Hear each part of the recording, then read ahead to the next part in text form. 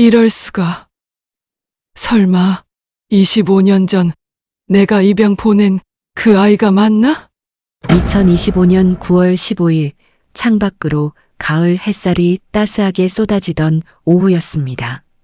서울 강남구 세브란스 병원 심장내과 외래진료실 앞 대기실, 딱딱한 플라스틱 의자에 앉아있던 저는 손에 든 얇은 안내 책자를 멍하니 내려다보고 있었어요. 햇살은 따뜻했지만 제 온몸은 얼음장 속에 던져진 것처럼 차갑게 식어가고 있었습니다. 책자가 손에서 미끄러질 듯 떨렸어요. 마치 천근만근의 돌덩이를 들고 있는 것처럼 손목에 힘이 들어가지 않았습니다. 그 속에 담긴 한 장의 사진이, 단 한 장의 프로필 사진이 저를 완전히 얼어붙게 만들고 있었거든요. 간호사가 건네준 책자였습니다.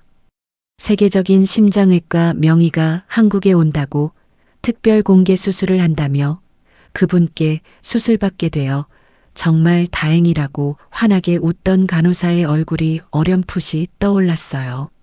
하지만 그 말들은 제 귀를 그냥 스쳐 지나갔고 지금 제 눈에는 오직 한 가지만 보였습니다. 책자 표지를 장식한 여성 의사의 프로필 사진.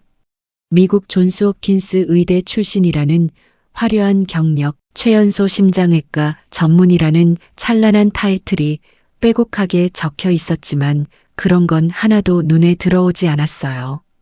제 시선은 사진 속 여성의 얼굴 한쪽, 왼쪽 귀 밑에서 목 부근으로 이어지는 그 부분에 고정되어 있었습니다. 거기에 무언가가 있었어요. 사진이 작고 흐릿해서 정확하게 보이지는 않았지만 분명 뭔가가 있었습니다. 엄지손톱만한 크기의 검은색으로 보이는 점인지 반점인지 모를 무언가가 말이에요. 심장이 쿵 하고 내려앉았습니다. 아니, 내려앉는다는 표현으로는 부족했어요. 가슴속 깊은 곳에서 뭔가가 와르르 무너져 내리는 것 같았습니다. 마치 오래된 건물의 기둥이 한순간에 부서지듯 그렇게 제 안에 무언가가 무너지고 있었어요. 손이 떨렸습니다. 책자를 든 손이 바들바들 떨려서 글자들이 흔들려 보였어요. 사진을 더 가까이 가져가 자세히 보려고 했지만 손이 너무 떨려서 제대로 초점을 맞출 수가 없었습니다. 눈앞이 하얗게 변하면서 어지러움이 몰려왔어요. 숨을 쉬려고 해도 공기가 목구멍까지만 오다가 막혀버리는 것 같았습니다. 주변의 소리가 점점 멀어졌습니다. 대기실을 오가는 사람들의 발소리, 어디선가 들리는 전화벨 소리, 환자를 부르는 간호사의 목소리, 그 모든 것들이 마치 두꺼운 유리 너머에서 들리는 것처럼 희미해졌어요. 귀에서는 오직 제 심장이 쿵쾅쿵쾅 뛰는 소리만 크게 울렸습니다. 설마 그럴 리가. 하지만 가슴속 어딘가에서 무언가가 꿈틀거렸어요. 25년 동안 단 한 번도 잊어본 적 없는 그 기억이 매일 밤 눈물로 지새우게 만들었던 그 얼굴이 마지막 순간 제 손끝에서 느껴졌던 그 작은 체온이 되살아나고 있었습니다. 병원 특유의 소독약 냄새가 코를 찔렀습니다. 날카롭고 차가운 그 냄새가 폐 속 깊이 파고들었어요. 하지만 그 냄새 속에서 이상하게도 다른 무언가가 떠올랐습니다. 오래전 어느 새벽 공항 대합실에서 맡았던 냄새가 그때 제 품에 안겨 울던 작은 아이의 머리카락에서 풍기던 부드러운 샴푸 향기가 어렴풋이 기억 속에서 되살아났어요. 입안에 쓴맛이 번졌습니다. 침을 삼키려 해도 목구멍이 바짝 말라 삼켜지지 않았어요. 혀가 입천장에 들러붙은 것처럼 무거웠고 입술은 바싹 말라 갈라질 것 같았습니다. 25년 동안 가슴속에 삼켜왔던 죄책감과 그리움의 맛이, 그 쓰디쓴 후회의 맛이 입안 가득 퍼졌어요. 책자를 든 손에서 땀이 배어 나왔습니다. 손바닥이 축축하게 젖어 종이가 눅눅해질 정도였어요. 등에서도 식은 땀이 주르르 흘러내려 옷깃이 피부에 찰싹 달라붙었습니다. 하지만 몸은 추웠어요. 온몸이 얼어붙은 것처럼 오싹하게 떨렸습니다. 저는 책자에 적힌 이름을 다시 한번 확인했습니다. 김지은 교수. 그 세 글자가 눈에 들어오는 순간 가슴이 철렁했어요. 너무나 익숙한 이름이었습니다. 너무나 그리운 이름이었어요. 1991년생이라는 생년월일도 보였습니다. 저는 숨을 멈췄어요. 아니야.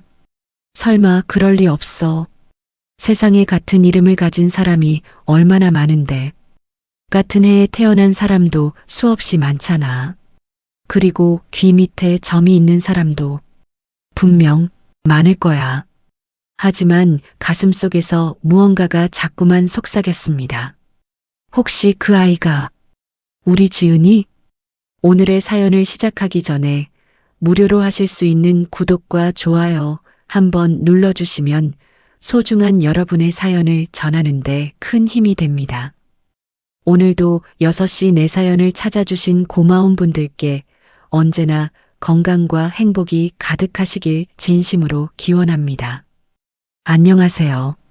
저는 경기도 수원에 사는 73세 이영자입니다. 저는 평생을 동네 작은 병원에서 간호조무사로 살아왔습니다. 40년이라는 세월 동안 환자들의 손을 잡아주고 주사를 놓고 때로는 임종을 지켜보며 살아왔어요. 화려하지 않은 인생이었지만 성실하게 살았다고 자부합니다. 남에게 손 벌리지 않고 피해주지 않으려 애쓰며 그저 묵묵히 하루하루를 살아왔어요. 남편 상철 씨는 작은 공장에서 평생을 일한 사람이었습니다. 손에 굳은 살이 박이도록 일하시며 가족을 먹여 살리셨어요. 그런 남편이 석 달 전 6월 어느 새벽 갑작스럽게 제 곁을 떠났습니다. 급성 심근경색이었어요. 새벽 5시 반쯤이었을 거예요. 옆에서 잠들어 있던 남편이 갑자기 가슴을 움켜쥐시며 신음하시던 그 순간을 저는 평생 잊을 수가 없습니다. 구급차를 불렀지만 너무 늦었어요. 병원에 도착했을 때 남편은 이미 차갑게 식어가고 계셨습니다. 50년을 함께 산 반려자가 단 한순간에 제 곁을 떠났어요. 아직도 밤이면 옆자리가 텅 비어 있는 게 믿기지 않습니다. 저희에게는 아들이 하나 있습니다. 민수 38살이에요. 어릴 적부터 몸이 약한 아이였습니다. 태어날 때부터 심장에 문제가 있다는 걸 알았어요. 선천성 심장병이라고 했습니다. 우리 집안에 대물림된 저주 같은 병이었어요. 시아버지도 남편의 할아버지도 모두 심장이 약하셨다고 들었습니다. 그 병이 우리 아들에게도 이어졌어요. 민수는 지금도 한 달에 한 번씩 병원에 다니며 검진을 받습니다. 약도 매일 먹어야 하고요. 그래도 다행히 회사는 다니고 있어요. 조심조심 살아가는 아들을 볼 때마다 가슴이 먹먹해집니다. 그런데 남편이 돌아가시기 1년 전부터였을까요? 남편의 행동이 이상해지기 시작했어요. 평소에는 컴퓨터를 거의 쓰지 않으시던 분이 밤늦게까지 서재에 앉아 계셨습니다. 불이 새벽까지 켜져 있는 날이 많았어요. 제가 방문을 열고 들어가면 화들짝 놀라시며 화면을 급하게 끄시곤 했습니다. 여보, 뭐 하세요? 아무것도 아니야. 그냥 건강정보 좀 찾아보는 거야. 그렇게 말하면서도 표정이 심상치 않았어요. 뭔가를 감추고 있는 것 같았습니다. 가끔 제가 못 본 척하고 뒤에 서 있으면 남편이 심장 수술이나 의학 기사 같은 걸 보고 있었어요. 왜 갑자기 그런 것들을 찾아보는지 이해할 수 없었습니다. 밤늦게 서재에서 나오는 남편의 눈이 자주 붉어 있었어요. 분명 울었던 것 같았어요. 제가 물어보면 그냥 눈이 피곤해서 그렇다고만 했어요. 하지만 저는 알았어요. 남편이 울고 있었다는 걸요. 특히 이상했던 건 오래전 일들을 자꾸 꺼내신다는 거였습니다. 20년도 더 지난 30년 전 일들을 말이에요. 처음 만났던 날 이야기, 결혼식 날 이야기, 아이들이 어렸을 때 이야기들을 자꾸만 되풀이했어요. 그러다가 문득 말을 멈추고는 무언가 생각하는 모습으로 창밖을 멍하니 바라보곤 했습니다. 그 중에서도 유독 자주 나온 이야기가 있었어요. 25년 전 우리가 어쩔 수 없이 보내야 했던 그 아이에 대한 이야기였습니다. 지은이, 우리의 딸이었어요. 어쩔 수 없이 가슴 아프게 9살 때 미국으로 입양 보낸 딸이었습니다. 2000년 3월, 아직도 그날이 생생해요. 인천공항 입국장에서 작은 손을 놓아야 했던 그날이 엄마 엄마 하고 울부짖으며 제 옷자락을 붙잡던 그 작은 손길이 아직도 제 손바닥에 남아있는 것 같습니다. 왜 보냈냐고요? 우리가 나쁜 부모여서? 딸이 싫어서? 아니에요. 절대 아니에요. 큰아들 민수가 죽어가고 있었습니다. 13살이었던 아들의 심장병이 악화되어 당장 수술을 받지 않으면 6개월을 넘기기 힘들다는 진단을 받았어요. 수술비는 1200만 원. 지금 생각하면 그렇게 큰 돈도 아닌 것 같지만 그때 우리에게는 하늘의 별 따기였습니다. 남편은 한 달에 85만 원을 벌었고 저는 70만 원을 벌었어요. 월세와 생활비를 빼면 남는 게 없었습니다. 아니, 남는 게 없는 정도가 아니라 빚이 눈덩이처럼 불어나고 있었어요. 민수의 치료비로 매달 200만 원씩 나갔거든요. 병원에서 만난 사회복지사가 조심스럽게 말했습니다. 입양을 보내면 지원금이 나온다고. 그 돈으로 아들 수술을 할 수 있다고. 아들을 살리려면 딸을 보내는 수밖에 없다고. 매일 밤 남편과 껴안고 울었습니다.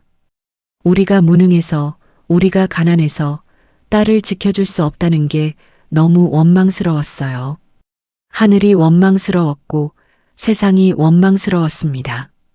결국 우리는 딸을 보냈어요. 워싱턴에 사는 의사 부부에게 입양을 보냈습니다. 공항에서 헤어지던 그날 지은이가 뒤돌아보며 손을 흔들던 모습이 아직도 눈에 선합니다. 엄마 사랑해, 오빠 아프지 마라고 울먹이던 그 작은 목소리가 귓가에 맴돕니다. 그날부터 25년 동안 단 하루도 딸을 그리워하지 않은 날이 없었어요. 딸 방은 그대로 두었습니다. 이사도 가지 않았어요. 언젠가 딸이 찾아올지도 모른다는 그 한 가닥 희망을 놓을 수가 없었거든요. 남편도 그랬던 것 같아요. 돌아가시기 전 1년 동안 이상하게 행동하셨던 게 지은이 이야기만 나오면 눈물을 글썽이셨던 게 혹시 딸을 찾고 계셨던 건 아닐까 하는 생각이 들었습니다. 하지만 남편은 제게 아무 말도 하지 않았어요. 그러다 몇 주 전이었습니다. 저 역시 급성 심근경색 중기 진단을 받았어요. 가슴이 갑자기 조이는 것 같더니 숨을 쉴 수가 없었습니다.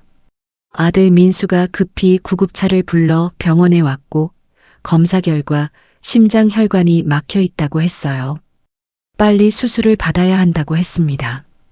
그때 아들 민수가 밤늦게까지 컴퓨터 앞에 앉아 이곳저곳을 알아보더니 어느 날 제게 달려왔어요. 눈빛이 반짝이고 있었습니다.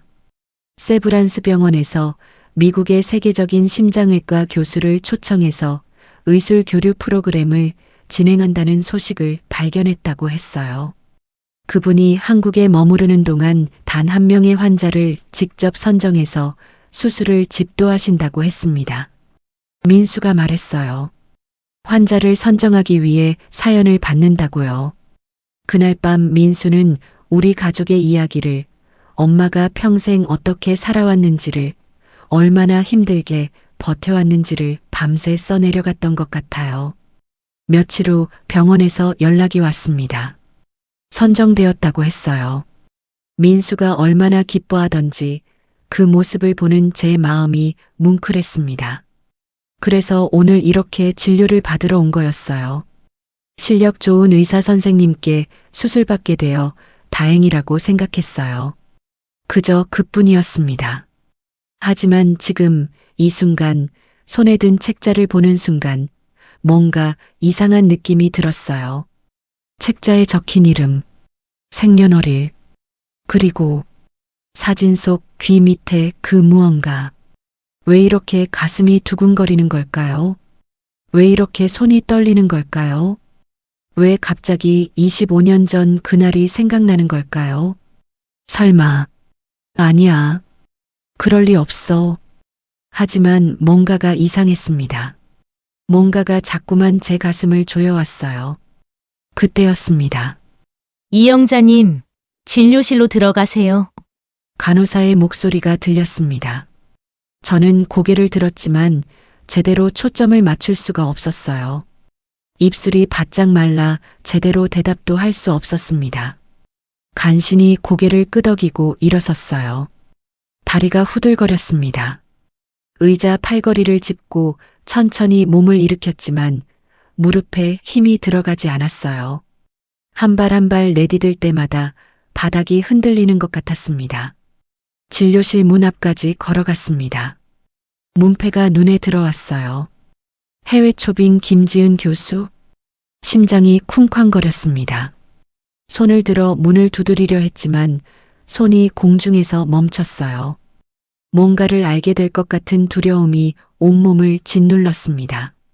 이 문을 열고 들어가면 무엇을 보게 될까요? 누구를 만나게 될까요?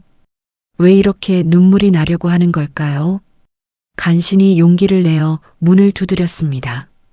들어오세요. 안에서 목소리가 들려왔어요. 한국말이었지만 어딘가 익숙하지 않은 미세하게 다른 억양이 섞인 목소리였습니다. 제 손이 문고리를 잡았습니다.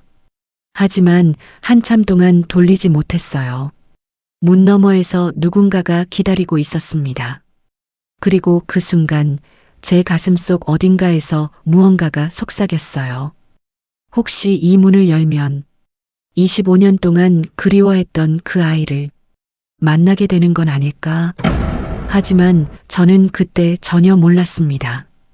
이 문 너머에서 벌어질 일들이, 앞으로 제게 찾아올 운명이 제 남은 인생을 송두리째 바꿔놓게 될 거라는 것을, 그리고 남편이 마지막 숨을 거두기 전까지 혼자서만 품고 있었던 그 간절한 바람이, 그 처절한 사랑이 지금 이 순간 조용히 시작되고 있다는 것을 말입니다. 2000년 3월로 돌아가야 합니다. 그때로 모든 것이 시작된 그 봄으로요. 지금도 그때 일을 떠올리면 온몸이 얼어붙는 것 같아요. 25년이란 세월이 흘렀지만 그의 3월의 차가운 공기가, 병원 복도의 차디찬 냉기가 아직도 제 뼛속 깊이 남아 있습니다. 그의 우리 집 부엌 풍경이 아직도 눈에 선해요. 냉장고 문을 열면 텅 비어 있었습니다. 계란 서너 개, 김치 한 통, 그게 전부였어요. 쌀독도 바닥이 훤히 보였습니다. 한 줌 남은 쌀로 묽은 죽을 끓여 넷이서 나눠 먹었어요. 동네 작은 병원에서 일하며 받는 제 월급과 공장에서 평생을 일한 남편 상철 씨의 월급을 합쳐도 200만 원 남짓이었습니다. 하지만 나가는 돈은 그 2배가 넘었어요. 월세, 생활비, 그리고 무엇보다 아들 민수의 치료비가 매달 200만 원씩 빠져나갔습니다. 빚이 눈덩이처럼 불어나고 있었어요. 아들 민수는 초등학교를 졸업하고 중학교에 막 들어간 나이였습니다. 본래라면 친구들과 운동장을 뛰어다닐 나이였지만 우리 민수는 계단만 올라도 숨이 차주저앉곤 했어요. 태어날 때부터 심장이 약했거든요. 선천성 심장병이라는 진단을 받았습니다. 심장 판막에 기형이 있다고 했어요. 집안에 대물림된 병이었습니다. 딸 지은이는 초등학교 3학년이었어요. 작고 말랐지만 씩씩한 아이였습니다. 오빠가 아파서 병원비가 많이 든다는 걸 어린 나이에도 알았는지 아무것도 달라고 하지 않았어요. 친구들이 새 공책을 쓸 때도 지은이는 낡은 공책 뒷장을 뜯어 썼습니다. 엄마 아빠 힘들까봐 조용히 참는 아이였어요. 겨울이 가장 힘들었습니다. 난방비를 아끼려고 보일러를 최대한 낮게 틀었어요. 영하로 떨어지는 추위였지만 방 안 온도는 겨우 15도를 유지했습니다. 네 식구가 두꺼운 이불 하나에 꼭 껴안고 잤어요. 새벽이면 입에서 하얀 입김이 나올 정도였습니다. 손발이 꽁꽁 얼어 아침에 일어나면 주먹도 제대로 펴지지 않았어요. 밤이면 아들 민수가 숨을 몰아쉬었습니다. 쌕쌕거리는 소리와 함께 기침이 방 안에 울려 퍼졌어요. 그 소리를 들으면 가슴이 무너져 내렸습니다. 옆에서 자던 딸 지은이가 깨어나서는 오빠 등을 작은 손으로 토닥여주곤 했어요. 어느 날 아침이었습니다. 민수가 밥을 먹다가 갑자기 숨을 헐떡이기 시작했어요. 얼굴이 새하얗게 질리더니 식탁에 고개를 떨구었습니다. 입술이 파랗게 변했어요. 민수야, 민수야. 남편이 아들을 업고 병원으로 뛰어갔습니다. 저는 뒤따라 달렸어요. 작은 딸 지은이의 손을 꼭 잡고요. 응급실이었습니다. 민수는 산소호흡기를 끼고 침대에 누워 있었어요. 가슴이 가쁘게 오르내렸습니다. 얼굴에서는 핏기가 완전히 사라져 있었어요. 의사 선생님이 저와 남편을 따로 불렀습니다. 진료실 문을 닫고 앉으라고 하셨어요. 표정이 심각했습니다. 한 달 안에 수술을 받지 않으면 더 이상 기회가 없습니다. 머리가 하얗게 변했어요. 수술비가 1,200만 원이라고 했습니다. 우리에게는 천문학적인 돈이었어요. 이미 빚이 2천만 원이 넘었는데 어디서 또 1,200만 원을 구한다는 말인가요? 병원 복도에 주저앉았습니다. 울음이 터져 나왔어요. 남편도 벽에 기대서서 어깨를 떨고 계셨습니다. 며칠 뒤 민수는 퇴원했어요. 하지만 집에 돌아온 아들은 침대에 누워만 있었습니다. 숨을 쉬는 것조차 힘들어했어요. 밤마다 기침이 이어졌고 가래에 피가 섞여 나왔습니다. 한 주가 지났을까요? 민수가 저녁을 먹다가 또 쓰러졌어요. 이번에는 숨을 완전히 멈출 뻔했습니다. 남편이 심폐소생술을 하는 동안 저는 떨리는 손으로 구급차를 불렀어요. 다시 응급실이었습니다. 의사 선생님이 또 저희를 불렀어요. 이번에는 표정이 더욱 굳어 있었습니다. 더 이상 기다릴 시간이 없습니다. 일주일, 아니, 며칠 안에 수술 날짜를 잡지 않으면 정말 위험합니다. 말을 잇지 못하셨어요. 하지만 저는 알았습니다. 아들이 죽는다는 말씀이었어요. 그날 밤 복도 의자에 앉아 멍하니 있었습니다. 남편은 아들 병실 안에서 민수 손을 잡고 계셨어요. 딸 지은이는 제 옆에 앉아 졸고 있었습니다. 고개를 떨구고 꾸벅꾸벅 조는 딸의 어깨가 너무 작고 가냘펐어요. 그때 누군가 다가왔습니다. 병원 사회복지사 선생님이었어요. 조심스럽게 제 옆에 앉으셨습니다. 한참을 말씀을 꺼내지 못하시더니 작은 목소리로 물으셨어요. 혹시 입양을 좀 진지하게 생각해 보셨나요? 입양이라는 말이 귓가에 맴돌았습니다. 고개를 들어 선생님을 바라봤어요. 선생님의 눈빛이 안타까워 보였습니다. 미국에 한국 아이를 입양하고 싶어 하는 부부가 있어요. 의사 부부입니다. 경제적으로 여유가 있고 아이를 정말 잘 키울 분들이에요.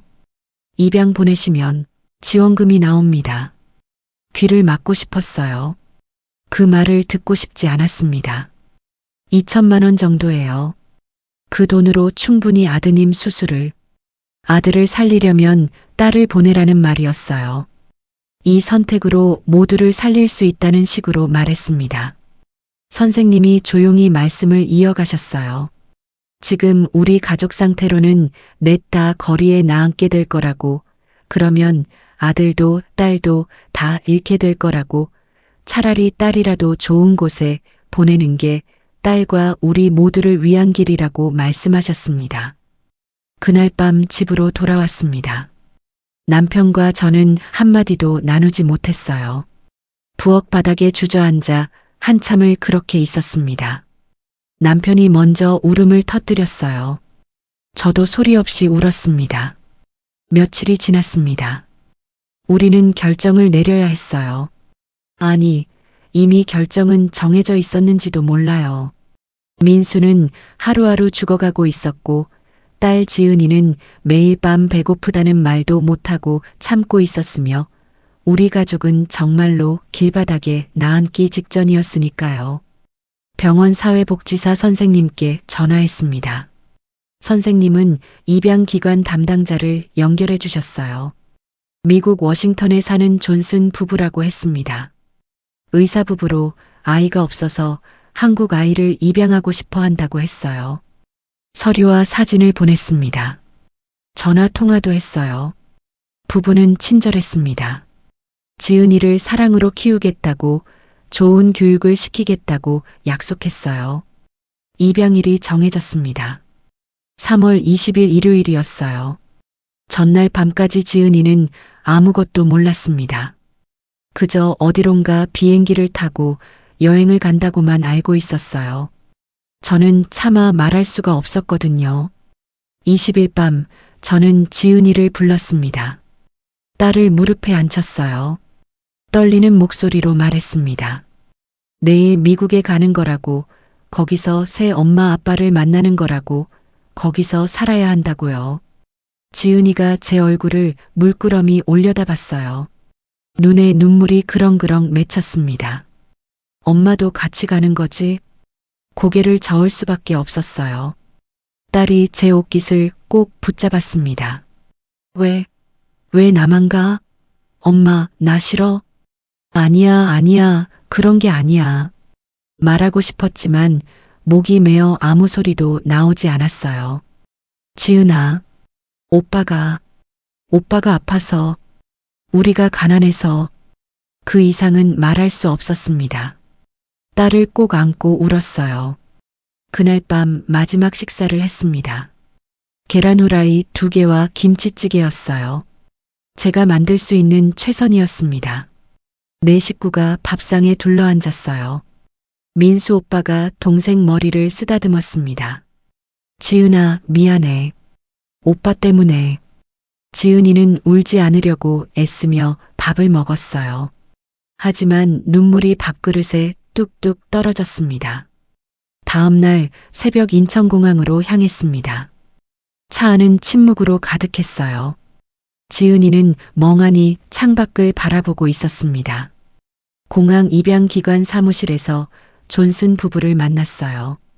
따뜻한 미소로 지은이에게 다가왔습니다. 지은이는 두려운 듯 제 뒤에 꼭 숨었어요. 제 옷자락을 꽉 붙잡은 작은 손이 덜덜 떨리고 있었습니다. 헤어질 시간이 다가왔습니다. 저는 딸을 마지막으로 꼭 안았어요. 지은이의 머리 냄새를 들이마셨습니다. 샴푸 향기가 코끝을 스쳤어요. 이 냄새를, 이 체온을, 이 작은 몸의 느낌을 평생 잊지 않으려 애썼습니다. 떨리는 손으로 딸의 머리를 쓰다듬었어요. 그리고 왼쪽 귀 밑에 작은 검은 반점을 손끝으로 천천히 만졌습니다. 엄지손톱만한 그 작은 표시를 손끝으로 어루만지며 눈물을 삼켰어요. 이게 우리 지은이 표시야.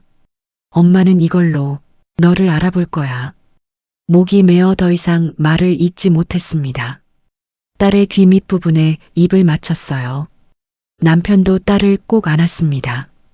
어깨가 들썩였어요. 서글프게 우는 거였습니다. 지은아, 언젠가 꼭 다시 만나자. 남편의 목소리가 떨렸어요. 이제 정말 헤어져야 했습니다. 존슨 부부가 지은이 손을 잡았어요.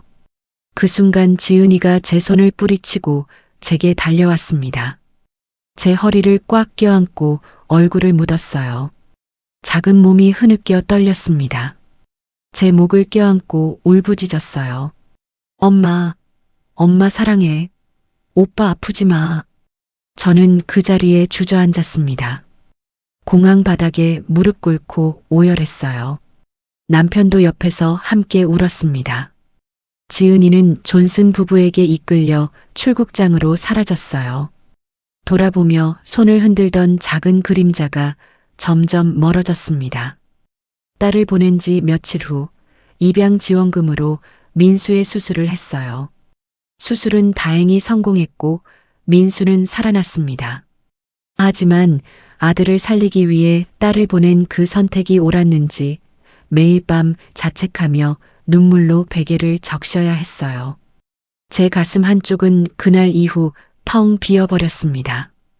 처음 3년간은 가끔 편지가 왔어요. 엄마 보고 싶어요. 공부 열심히 할게요. 짧은 편지였지만 읽을 때마다 눈물이 났습니다. 하지만 3년이 지나자 편지가 끊겼어요. 그 후로는 소식을 전혀 들을 수 없었습니다. 지은이의 방은 그대로 두었어요. 이사도 가지 않았습니다.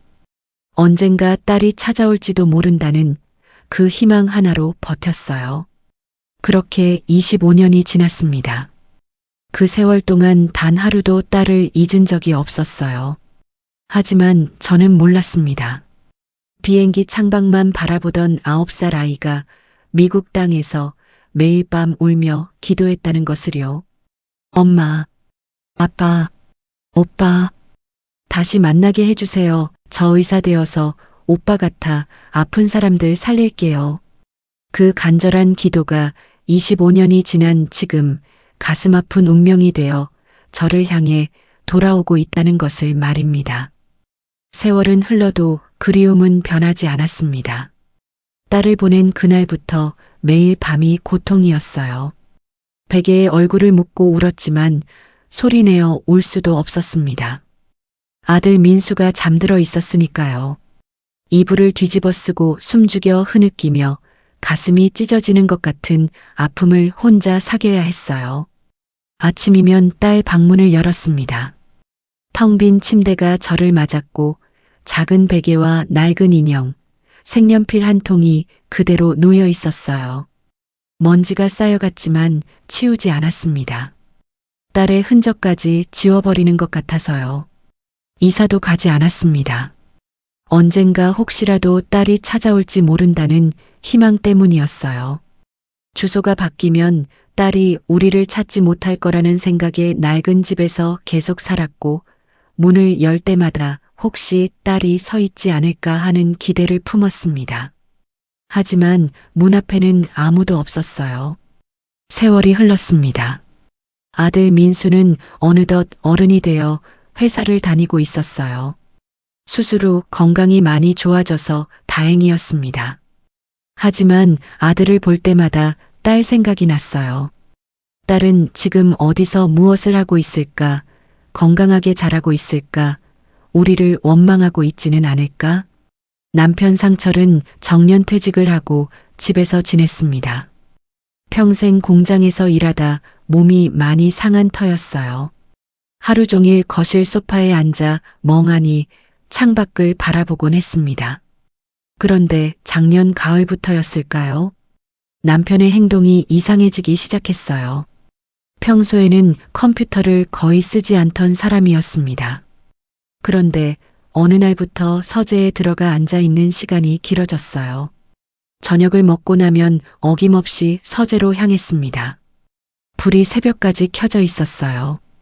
밤늦게 화장실을 가려고 복도를 지나가다 서재 문틈으로 빛이 새어나오는 걸 봤습니다.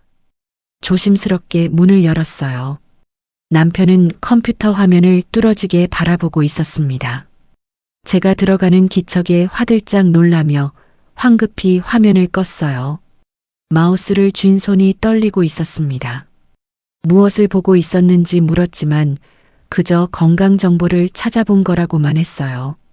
하지만 표정이 심상치 않았습니다. 뭔가를 감추고 있다는 느낌이 들었어요. 며칠 후였습니다. 아침 식탁에 신문이 펼쳐져 있었어요. 의학면이었습니다. 심장 수술 관련 기사에 형광펜으로 밑줄이 그어져 있었어요. 남편이 그 기사를 읽고 또 읽으며 고개를 끄덕이고 있었습니다. 요즘 심장 수술 기술이 많이 발전했다며 예전에는 못 고치던 것도 지금은 다 고칠 수 있다고 말했어요. 왜 갑자기 그런 이야기를 하는지 이해할 수 없었습니다.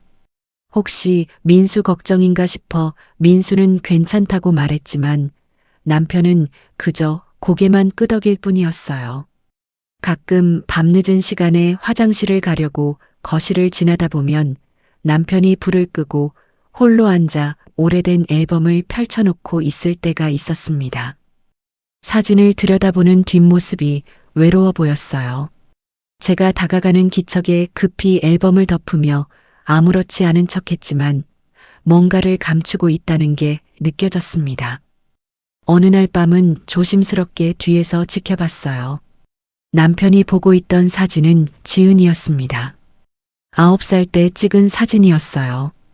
어깨가 가늘게 떨리고 있었고 손등으로 눈가를 훔치는 모습이 보였습니다. 소리 없이 흐느끼며 우는 거였어요.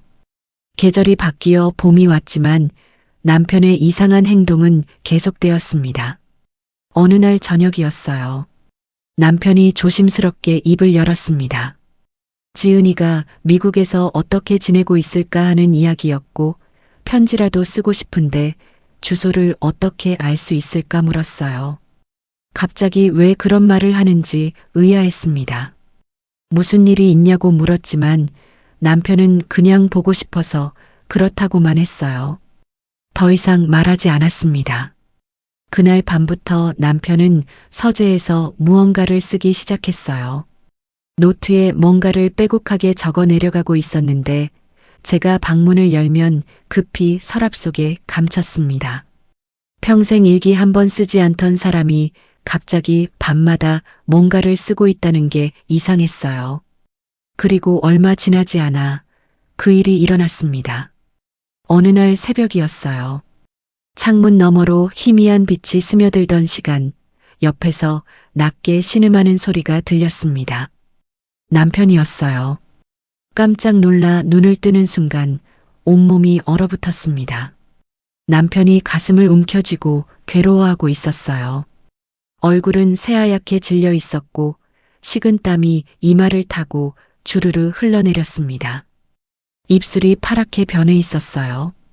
숨을 제대로 쉬지 못하고 있었습니다. 여보, 여보. 급히 남편을 흔들며 소리쳤어요. 남편이 천천히 눈을 떴습니다. 그 눈빛을 저는 평생 잊을 수 없을 거예요. 공포와 절박함, 그리고 뭔가 꼭 전해야 한다는 간절함이 가득한 눈빛이었습니다. 입술이 파르르 떨리며 무언가 말하려 했지만 목소리는 거의 나오지 않았어요. 여보, 미안해. 서재, 노트, 지은이. 무슨 말인지 알아들을 수가 없었습니다. 남편이 떨리는 손을 힘겹게 들어 서재 쪽을 가리켰어요. 손가락 끝까지 떨리고 있었습니다. 꼭 보라는 듯이, 제발 보라는 듯이 계속해서 그쪽을 가리켰어요. 제 손을 잡으려 했지만 힘이 없어 손이 떨어졌습니다. 더 이상 말을 잇지 못했습니다. 저는 떨리는 손으로 구급차를 불렀고 남편 가슴에 손을 얹고 심폐소생술을 시작했어요. 살아나세요. 제발 살아나세요. 마음속으로 울부짖으며 손을 움직였지만 남편의 몸은 점점 차갑게 식어가고 있었습니다. 눈물이 주르르 흘러 남편 얼굴 위로 떨어졌어요. 구급차가 왔고 구급대원들이 남편을 들것에 실어 병원으로 달렸습니다. 응급실 침대 위에 누운 남편에게 의사들이 전기 충격을 가했지만 소용없었어요. 남편의 심장은 멈춰 있었습니다. 50년을 함께 산 사람이 제 곁에서 영원히 떠났어요. 반평생을 같이 울고 웃으며 살아온 사람이 단 한순간에 사라졌습니다. 세상이 무너지는 것 같았어요. 장례를 치르는 사흘 동안 문상객들이 이어졌지만 저는 그저 멍하니 영정 사진만 바라보고 있었습니다. 환하게 웃고 있는 남편의 모습이었어요. 언제 찍었는지 기억도 나지 않는 사진 속에서 남편은 행복해 보였습니다. 장례가 끝나고 집으로 돌아왔을 때 집은 너무 텅 비어 있었어요. 남편이 늘 앉아 계시던 소파를 볼 때마다 가슴 한쪽이 무너져 내렸습니다. 며칠 후 아들 민수와 함께 남편의 짐을 정리하기 시작했어요. 옷장을 열자 낡은 옷들이 걸려 있었고 옷에서 풍기는 남편 냄새에 또다시 눈물이 흘러내렸습니다. 책상을 정리하다가 서재로 갔어요. 책상 위에 쌓여 있던 의학 서적들, 특히 심장 관련 책들이 눈에 들어왔습니다. 남편이 왜 이런 책들을 보셨을까요? 서랍을 열었습니다. 그 안에 두꺼운 검은색 노트가 있었고 표지에는 남편의 글씨가 또렷하게 남아 있었어요. 지은이를 위해 손이 떨렸습니다. 노트를 꺼내 들었을 때 묵직한 무게가 느껴졌고 첫 장을 펼치는 손끝까지 떨리고 있었어요. 작년 가을부터 시작된 기록이었습니다. 민수병원에 같이 갔다가 대기실에서 의학 잡지를 봤다는 이야기로 시작되었어요. 미국 심장외과 명예 특집 기사가 있었고 사진 한 장이 눈에 들어왔다고 적혀 있었습니다. 젊은 여성 의사였다고요. 그런데 사진을 자세히 보니 목 부근에 뭔가 보였다고 했어요. 점 같았다고, 위치가 왼쪽 귀 밑이었다고 적혀 있었습니다. 설마 아니겠지, 그럴 리가 라고 적힌 글씨가 떨려 있었어요. 다음 장을 넘겼습니다. 밤새 인터넷을 뒤졌다고 했고 그 의사를 찾았다고 적혀 있었어요. 이름이 김지은이었고 생년월일을 확인했는데 딸과 같은 해였다고 했습니다. 하지만 확신할 수 없다고 적혀 있었어요. 세상에 같은 이름이 얼마나 많은가, 저에게는 아직 말할 수 없다. 혹시 틀렸다면 저에게 또 상처를 주게 된다는 문장이 가슴을 찔렀습니다. 다음 장을 넘겼어요. 병원 홈페이지를 찾아 김지은 박사 프로필을 확인했다고 했습니다. 사진을 확대해서 출력했고 흐릿하지만 목 부근의 점이 보인다며 위치가 정확히 똑같다고 적혀 있었어요. 노트에 작은 사진이 붙어 있었습니다. 출력한 프로필 사진이었고 흐릿했지만 왼쪽 귀 밑부분에 남편이 그린 동그라미가 선명하게 보였어요. 또 장을 넘겼습니다. 인터넷에서 인터뷰 영상을 찾았다고 적혀 있었고 미국 의학 채널 인터뷰였다고 했어요. 영상을 보는 순간 확신했다는 글씨가 떨려 있었습니다. 저 아이가 우리 지은이다. 말할 때 고개를 기울이는 습관, 웃을 때 눈이 초승달 되는 모습, 어릴 적 우리 지은이 그대로다. 남편의 글씨가 흔들려 있었어요. 이 문장을 쓸 때 얼마나 울었을까요? 그 밑에 인터뷰 내용이 밑줄 쳐져 있었습니다. 오빠가 한국에 있었고 심장병이 있었다는 이야기, 그런 사람들을 살리고 싶었다는 이야기, 친부모님을 언젠가 꼭 만나고 싶다는 말이 적혀 있었어요. 눈물이 노트 위로 뚝뚝 떨어지며 남편의 글씨를 번지게 만들었습니다. 손으로 닦아내려 했지만 눈물은 멈추지 않았어요. 다음 장을 넘겼습니다. 큰 뉴스를 발견했다는 글 옆에 느낌표가 여러 개 그려져 있었어요. 김지은 박사가 세브란스 병원 초청으로 한국에 온다는 소식이었고 반년간 체류하며 공개 수술도 하고 환자 사연도 받는다고 적혀 있었습니다. 남편이 얼마나 기뻐했을지 그 글씨에서 느껴졌어요. 사연을 쓰기로 결심했다는 내용이 이어졌습니다. 요즘 자신의 심장도 좋지 않고 이번 기회에 딸에게 수술을 받고 싶다고 했어요. 딸은 자신을 모르겠지만 자신은 딸을 알아볼 수 있을 것 같다고 적혀 있었습니다. 저에게는 확실히 확인한 후에 말하겠다고, 혹시 틀렸다면 저에게 또 상처를 줄 수 있다고 적힌 문장이 가슴을 찔렀어요. 마지막 장에 사연 초안이 붙어 있었습니다. 25년 전 보낸 딸에게 다시 생명받고 싶다는 제목을 보는 순간 가슴이 무너져 내렸어요. 가난 때문에 딸을 보냈다는 이야기와 아들의 심장병 이야기, 그 딸이 의사가 되었다는 이야기가 적혀 있었습니다. 거기서 끝이었어요. 남편은 더 이상 쓰지 못하셨습니다. 이틀 후 세상을 떠나셨으니까요. 노트 사이에 끼워진 메모지를 꺼냈어요. 떨리는 손으로 펼쳤습니다. 병원 전화번호와 방문 예약 날짜가 적혀 있었어요. 남편이 돌아가시기 단 이틀 전 날짜였습니다. 단 이틀만 더 살아계셨다면 딸을 만나러 가실 수 있었을 텐데요. 노트를 가슴에 꼭 안고 한참을 남편 영정 앞에 앉아 있었습니다. 남편 얼굴을 바라보며 소리 없이 울었어요. 당신이 지은이를 찾았다는 걸 혼자서 1년 동안 얼마나 가슴 졸이며 확인하고 또 확인했을까요? 왜 저에게 말하지 않았나요? 함께 찾을 수도 있었는데, 함께 딸을 만날 수도 있었는데요. 남편의 컴퓨터를 켰습니다. 화면이 켜지는 순간 또다시 눈물이 흘러내렸어요. 검색 기록에는 병원 이름들과 김지은이라는 이름, 한국 방문 일정들이 수십 개 남아 있었습니다. 남편이 얼마나 많이 찾아보셨을까요?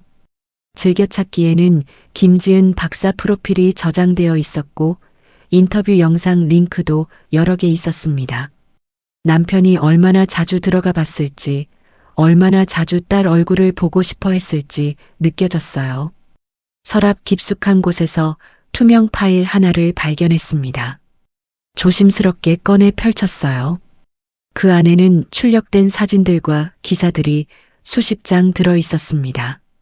김지은 박사의 프로필 사진, 인터뷰 기사, 학회 발표 자료들이 날짜별로 정리되어 있었어요. 한 장 한 장 넘겨보는데 종이마다 남편의 손글씨 메모가 빼곡하게 적혀 있었습니다. 사진 여백 개, 기사 여백 개, 작은 글씨로 적혀 있었어요. 우리 지은이 맞아, 자랑스럽다, 꼭 만나고 싶다. 그 메모들을 보며 또다시 울음이 터져 나왔습니다. 종이를 쥔 손이 떨렸어요. 남편이 혼자서 얼마나 딸을 그리워했는지, 얼마나 간절히 만나고 싶어 했는지, 그 마음이 출력된 종이 하나하나의 메모에서 느껴졌습니다. 하지만 그때 저는 몰랐습니다. 남편이 1년 동안 찾고 또 찾아 확신했던 그 사람이 남편이 노트에 떨리는 손으로 적어놓은 그 표식이 단 몇 주 후 제 눈앞에 나타날 거라는 것을요. 그리고 남편이 마지막 숨을 거두는 순간까지 꿈꾸던 그 운명적인 만남이 정작 남편은 없이 이루어질 거라는 것을, 그 모든 진실이 저를 향해 조용히 다가오고 있다는 것을 말입니다. 남편의 노트를 발견하고 1년 동안 혼자 간직했던 비밀을 알게 된 저는 다시 현재로 돌아왔습니다. 지금 이 순간 저는 병원 진료실 문 앞에 서 있습니다. 손에는 간호사가 건네준 안내 책자가 들려 있고 창밖으로는 가을 햇살이 따스하게 쏟아지고 있지만 제 온몸은 얼음장처럼 차갑게 식어가고 있었어요. 책자 표지에 실린 사진을 내려다봤습니다. 미국 존스 홉킨스 의대에서 한국으로 의학 교류차 방문한 세계적인 심장외과 전문의 김지은 교수. 화려한 경력이 나열되어 있었지만 제 눈에는 오직 한 가지만 보였어요. 사진 속 여성의 왼쪽 귀 밑에서 목 부근으로 이어지는 그 부분에 무언가가 있었습니다. 사진이 작고 흐릿해서 정확하게 보이지는 않았지만 분명 뭔가가 있었어요. 그 순간 남편의 노트가 머릿속에서 번개처럼 스쳐 지나갔습니다. 목 부근에 뭔가 보였다. 점 같았다. 위치가 왼쪽 귀 밑. 설마 아니겠지. 그럴 리가. 하지만 확신했다. 저 아이가 우리 지은이다. 심장이 쿵 하고 내려앉았어요. 가슴속 깊은 곳에서 뭔가가 와르르 무너져 내리는 것 같았어요. 남편이 찾았던 바로 그 의사가, 남편이 1년 동안 혼자서 확인하고 또 확인했던 그 사람이 지금 제 담당 의사라는 것을 깨달았습니다. 책자를 든 손이 미친 듯이 떨렸어요. 떨림이 너무 심해서 사진이 흔들려 제대로 볼 수조차 없었습니다. 눈앞이 하얗게 변하며 어지러움이 밀려왔고 숨을 쉬려 해도 공기가 목구멍 중간에서 막혀버렸어요. 가슴이 조여들며 숨이 막혔습니다. 주변의 모든 소리가 사라졌어요. 대기실을 오가는 사람들의 발소리도, 전화벨 소리도, 간호사가 환자를 부르는 목소리도 모든 것이 마치 물속에 잠긴 것처럼 멀고 희미하게 들렸습니다. 귀에서는 오직 제 심장이 쿵쾅쿵쾅 미친 듯이 뛰는 소리만 천둥처럼 크게 울렸어요.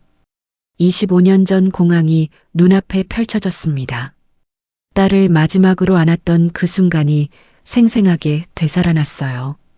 작은 몸을 꼭 껴안고 머리 냄새를 맡았던 그 순간, 왼쪽 귀 밑에 작은 반점을 손끝으로 쓰다듬었던 그 촉감이 지금도 손끝에 남아있는 것 같았습니다. 이게 우리 지은이 표시야. 엄마는 이걸로 너를 알아볼 거야. 떨리는 목소리로 했던 그 말이 귓가에서 메아리 쳤어요.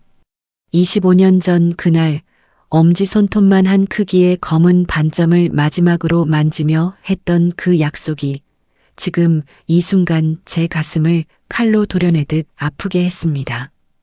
딸이 제 목을 껴안고 울부짖던 목소리가 들렸어요. 엄마, 엄마 사랑해. 오빠 아프지 마.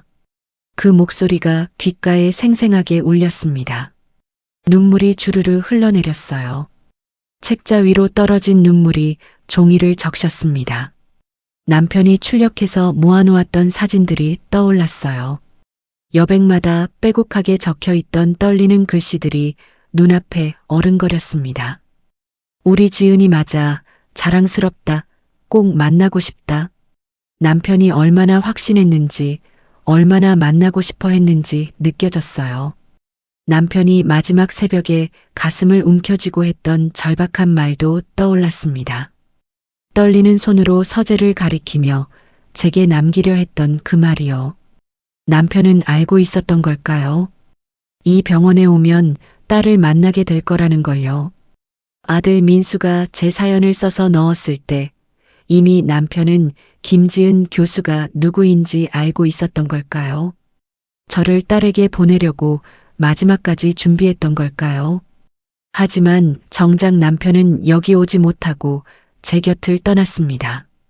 손에 든 책자가 천근만근처럼 무거웠어요. 다시 사진을 들여다봤습니다. 흐릿한 사진 속에서 그 부분을 확대해 보려 애썼지만 정확하게 보이지 않았어요. 하지만 위치는 정확히 같았습니다. 왼쪽 귀 및 목 부근, 딸의 반점이 있던 바로 그곳이었어요. 병원 특유의 소독약 냄새가 코를 찔렀습니다. 날카롭고 차가운 그 냄새가 폐 속 깊이 파고들었어요. 그런데 그 냄새 속에서 이상하게도 다른 기억이 떠올랐습니다. 25년 전 공항 대합실에서 딸의 머리카락에서 풍기던 샴푸 향기가 어렴풋이 되살아났어요. 입안이 바짝 말랐습니다. 침을 삼키려 해도 목구멍이 사막처럼 메말라 삼켜지지 않았어요. 혀가 입천장에 달라붙은 것처럼 무거웠고 입술은 갈라질 것처럼 바싹 말라 있었습니다. 손바닥에서 땀이 배어 나왔어요. 책자를 쥔 손이 축축하게 젖어 종이가 눅눅해질 정도였습니다. 등에서도 식은땀이 주르르 흘러내려 옷깃이 피부에 찰싹 달라붙었어요. 하지만 몸은 얼음장처럼 추웠습니다. 온몸이 오싹하게 떨렸어요. 책자에 적힌 생년월일을 다시 확인했습니다. 1991년생. 우리 딸과 같은 해였어요. 너무 많은 것들이 일치했어요. 우연이라고 하기에는 너무 많았습니다. 설마 그럴 리가. 하지만 가슴속 어딘가에서 무언가가 꿈틀거렸어요. 25년 동안 단 하루도 잊어본 적 없는 그 얼굴이 매일 밤 눈물로 지새우게 만들었던 그 기억이 마지막 순간 제 손끝에서 느껴졌던 그 작은 체온이 되살아나고 있었습니다. 그때였습니다. 이영자님, 진료실로 들어가세요. 간호사의 목소리가 들렸어요. 저는 고개를 들었지만 제대로 초점을 맞출 수가 없었습니다. 눈앞이 흐릿했어요. 입술이 바짝 말라 대답도 제대로 할 수 없었습니다. 간신히 고개를 끄덕였어요. 의자에서 일어서려 했지만 다리에 힘이 들어가지 않았습니다. 팔걸이를 짚고 천천히 몸을 일으켰지만 무릎이 후들거렸어요. 한 발 한 발 내디딜 때마다 바닥이 푹푹 꺼지는 것 같았습니다. 진료실 문까지 걸어갔어요. 몇 걸음 안 되는 거리였지만 영원처럼 길게 느껴졌습니다.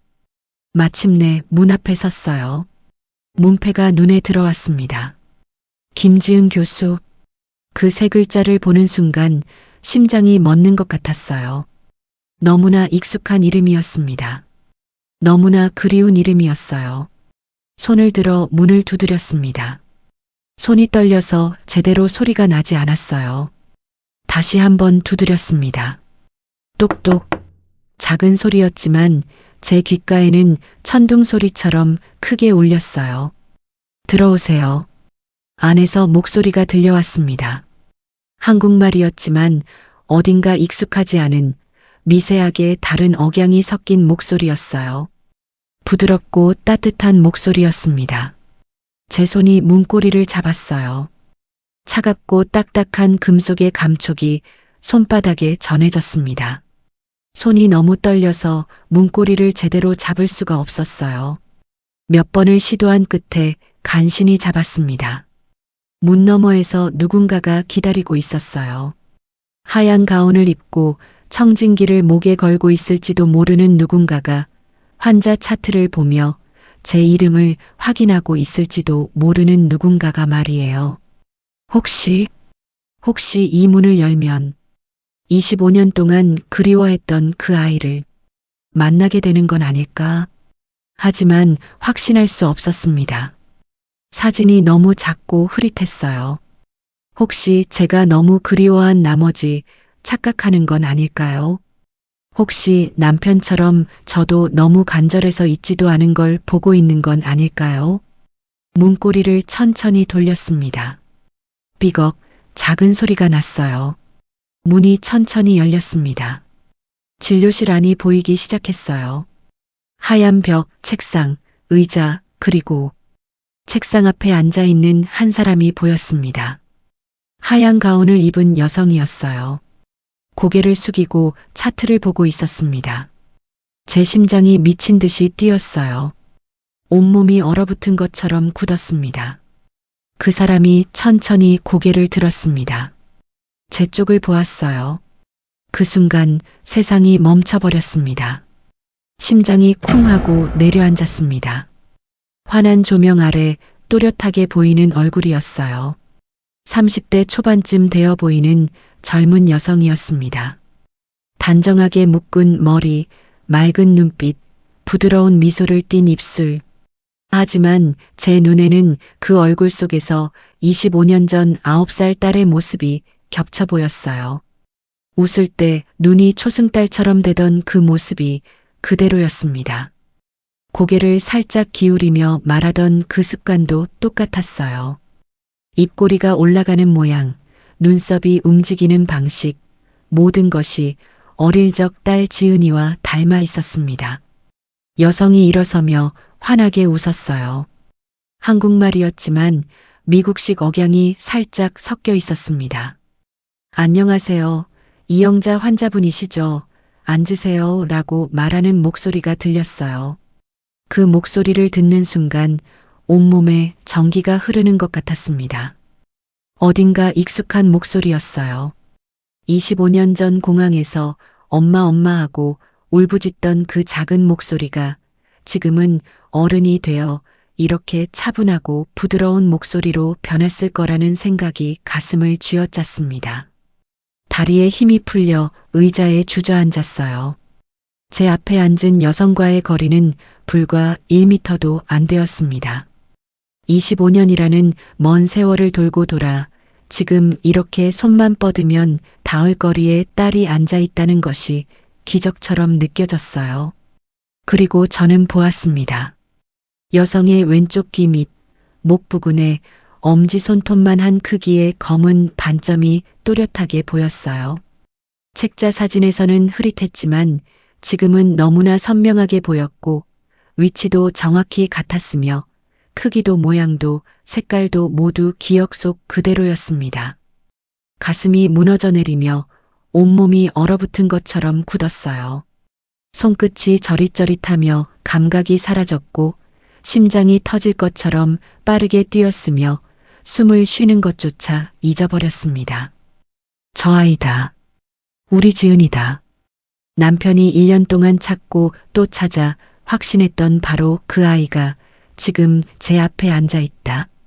눈물이 핑 돌며 참으려 애썼지만 눈가가 뜨거워지면서 시야가 흐릿해졌어요. 여성이 환자 차트를 펼치며 뭔가 설명하기 시작했습니다. 차분하고 전문적인 목소리였습니다. 의사로서 환자를 대하는 태도였어요. 급성 심근경색 중기라는 진단, 혈관이 막혀 있다는 설명, 수술이 필요하다는 이야기. 하지만 제게는 그 모든 말이 귀에 들어오지 않았어요. 그저 딸의 목소리를 듣고 있다는 사실만이, 딸의 입술이 움직이는 걸 보고 있다는 사실만이 가슴을 뜨겁게 했습니다. 수술은 다음 주 수요일로 잡겠다고 했어요. 자신이 직접 집도할 거라고, 걱정하지 말라고, 잘 될 거라고 말했습니다. 여성이 미소를 지었어요.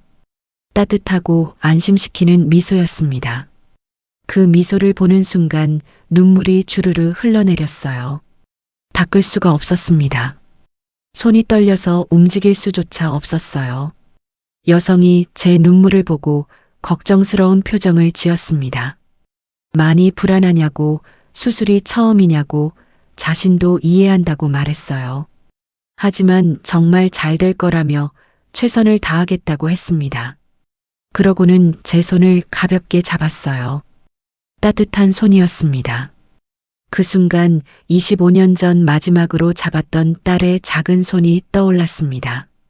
그때는 그렇게 작고 부드러웠던 손이 이제는 어른의 손이 되어 사람의 생명을 살리는 의사의 손이 되어 제 손을 잡고 있었어요. 말을 해야 했습니다. 뭐라도 말을 해야 했어요. 저는 당신의 엄마라고, 25년 전 공항에서 헤어진 그 엄마라고 말하고 싶었습니다. 하지만 목이 메어 아무 소리도 나오지 않았어요. 입술이 파르르 떨렸지만 말이 되지 않았습니다. 그저 고개만 끄덕일 수밖에 없었어요. 여성이 수술 동의서와 서류들을 꺼내 설명을 시작했습니다. 수술 방법, 위험성, 회복 기간에 대한 이야기였어요. 하지만 저는 그 말을 제대로 듣지 못했습니다. 그저 딸의 얼굴만 바라보고 있었어요. 눈동자의 색깔, 속눈썹의 길이, 코의 모양, 입술의 곡선, 모든 것을 눈에 담으려 애썼습니다. 진료가 끝났어요. 일어서야 했습니다. 여성이 문까지 배웅해주며 수요일에 보자고, 건강 잘 챙기라고, 궁금한 게 있으면 언제든 전화하라고 말했어요. 감사합니다, 선생님. 겨우 그 말만 할 수 있었습니다. 목소리가 떨렸어요. 더 이상 아무 말도 할 수 없었습니다. 진료실 문을 나왔어요. 복도를 걸으며 뒤돌아봤습니다. 진료실 문이 닫혀 있었어요. 그 안에 딸이 있었습니다. 25년 만에 만난 딸이, 제 손을 잡아주었던 딸이, 환자를 걱정해 주었던 딸이 말이에요. 다리에 힘이 풀려 복도 의자에 주저앉았습니다. 손으로 얼굴을 감싸고 한참을 그렇게 앉아 있었어요. 눈물이 멈추지 않았습니다. 숨을 참으며 흐느껴 울었습니다. 지나가는 사람들이 쳐다봤지만 신경 쓸 수 없었어요. 집으로 돌아왔습니다. 현관문을 열고 들어서는 순간 다리가 후들거려 거실 소파에 주저앉았어요. 딸을 만났습니다. 우리 지은이를 만났어요. 남편이 찾아낸 바로 그 아이를 1년 동안 혼자 확신하며 저에게 말하지 못했던 그 의사를 만났습니다. 하지만 말하지 못했어요. 저는 당신의 엄마라고, 25년 전 공항에서 헤어진 그 엄마라고, 당신을 매일 그리워했다고 말할 수 없었습니다. 어떻게 말해야 할까요? 무슨 말부터 꺼내야 할까요? 딸이 저를 용서할 수 있을까요? 가난 때문에 딸을 보낸 엄마를, 오빠를 살리려고 딸을 떠나보낸 엄마를요. 며칠이 흐르고 수술일이 다가왔어요. 수요일 아침 입원하라는 연락을 받았고 화요일 밤이 되었지만 잠을 이룰 수가 없었습니다. 남편 영정 앞에 앉아 떨리는 목소리로 중얼거렸습니다. 여보, 당신 말이 맞았어요. 저 아이가 우리 지은이가 맞다고요. 제가 만났고 목에 있는 표식도 정확히 보았으며 얼굴과 목소리까지 확인했어요. 틀림없습니다. 우리 딸이에요. 눈물이 또 흘러내리며 남편 영정 사진이 흐릿하게 보였어요. 당신이 함께 있었으면 좋았을 텐데요. 왜 혼자 가셨어요? 우리 함께 딸을 만날 수 있었는데, 함께 딸 손을 잡을 수 있었는데요. 당신이 1년 동안 혼자 짊어졌던 그 비밀을 이제야 이해하게 되었어요. 얼마나 가슴 졸이며 확인하고 또 확인했을까요? 저에게 말하지 못해 얼마나 괴로웠을까요? 남편의 사진을 꼭 안고 한참을 그렇게 울었어요. 밤이 깊어갔습니다. 시계를 보니 새벽 2시였어요. 내일 아침이면 병원에 가야 했습니다. 하지만 잠이 오지 않았어요. 일어나 물을 마시러 부엌으로 갔습니다. 창밖을 보니 달이 떠 있었어요. 달빛이 차갑게 방 안을 비추고 있었습니다. 문득 병원이 생각났어요. 지금쯤 딸도 병원에 있을까요? 내일 수술을 준비하며 차트를 보고 있을까요? 가슴이 답답하며 숨이 막혀왔습니다. 병원에 가야 했어요. 딸을 봐야 했습니다. 지금 말하지 않으면 영영 기회가 없을지도 몰랐어요. 수술대 위에서 제 심장이 멈춘다면 딸에게 진실을 말하지 못한 채 그대로 떠나야 할지도 몰랐습니다. 안 돼요. 그럴 수는 없어요. 25년을 기다렸는데, 이제야 만났는데 아무 말도 하지 못하고 떠날 수는 없었어요. 정신없이 옷을 챙겨 입었습니다. 손이 떨려 단추를 제대로 끼우지도 못했어요. 외투를 급히 걸치고 현관문을 열었습니다. 평생 마지막 기회가 될 수도 있다는 생각에 가슴이 터질 것 같았어요.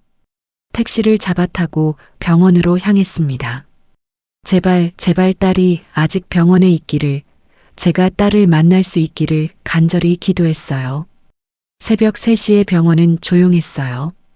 응급실에만 불이 환하게 켜져 있었습니다. 복도를 걸으며 계단을 올라갔어요. 심장외과 병동으로 갔습니다. 복도 끝에 불이 켜진 방이 하나 있었어요. 의사 대기실이었습니다. 유리창 너머로 안이 보였어요. 그곳에 누군가 앉아 있었습니다. 하얀 가운을 입은 사람이 책상에 앉아 뭔가를 쓰고 있었어요. 가까이 다가가 유리창 너머로 들여다봤습니다. 딸이었어요. 김지은 교수, 우리 지은이었습니다. 딸은 환자 차트를 보며 뭔가를 적고 있었어요. 진지한 표정이었습니다. 가끔 고개를 들어 생각하다가 다시 적었어요. 펜을 돌리며 고민하는 모습이 보였습니다. 그 모습을 보는 것만으로도 가슴이 벅차올랐어요. 우리 딸이 의사가 되었습니다. 세계적인 심장외과 의사가 되었어요. 사람들의 생명을 살리는 의사가 되었습니다. 한참을 그렇게 서서 바라보고 있었어요. 시간이 얼마나 지났는지 몰랐습니다.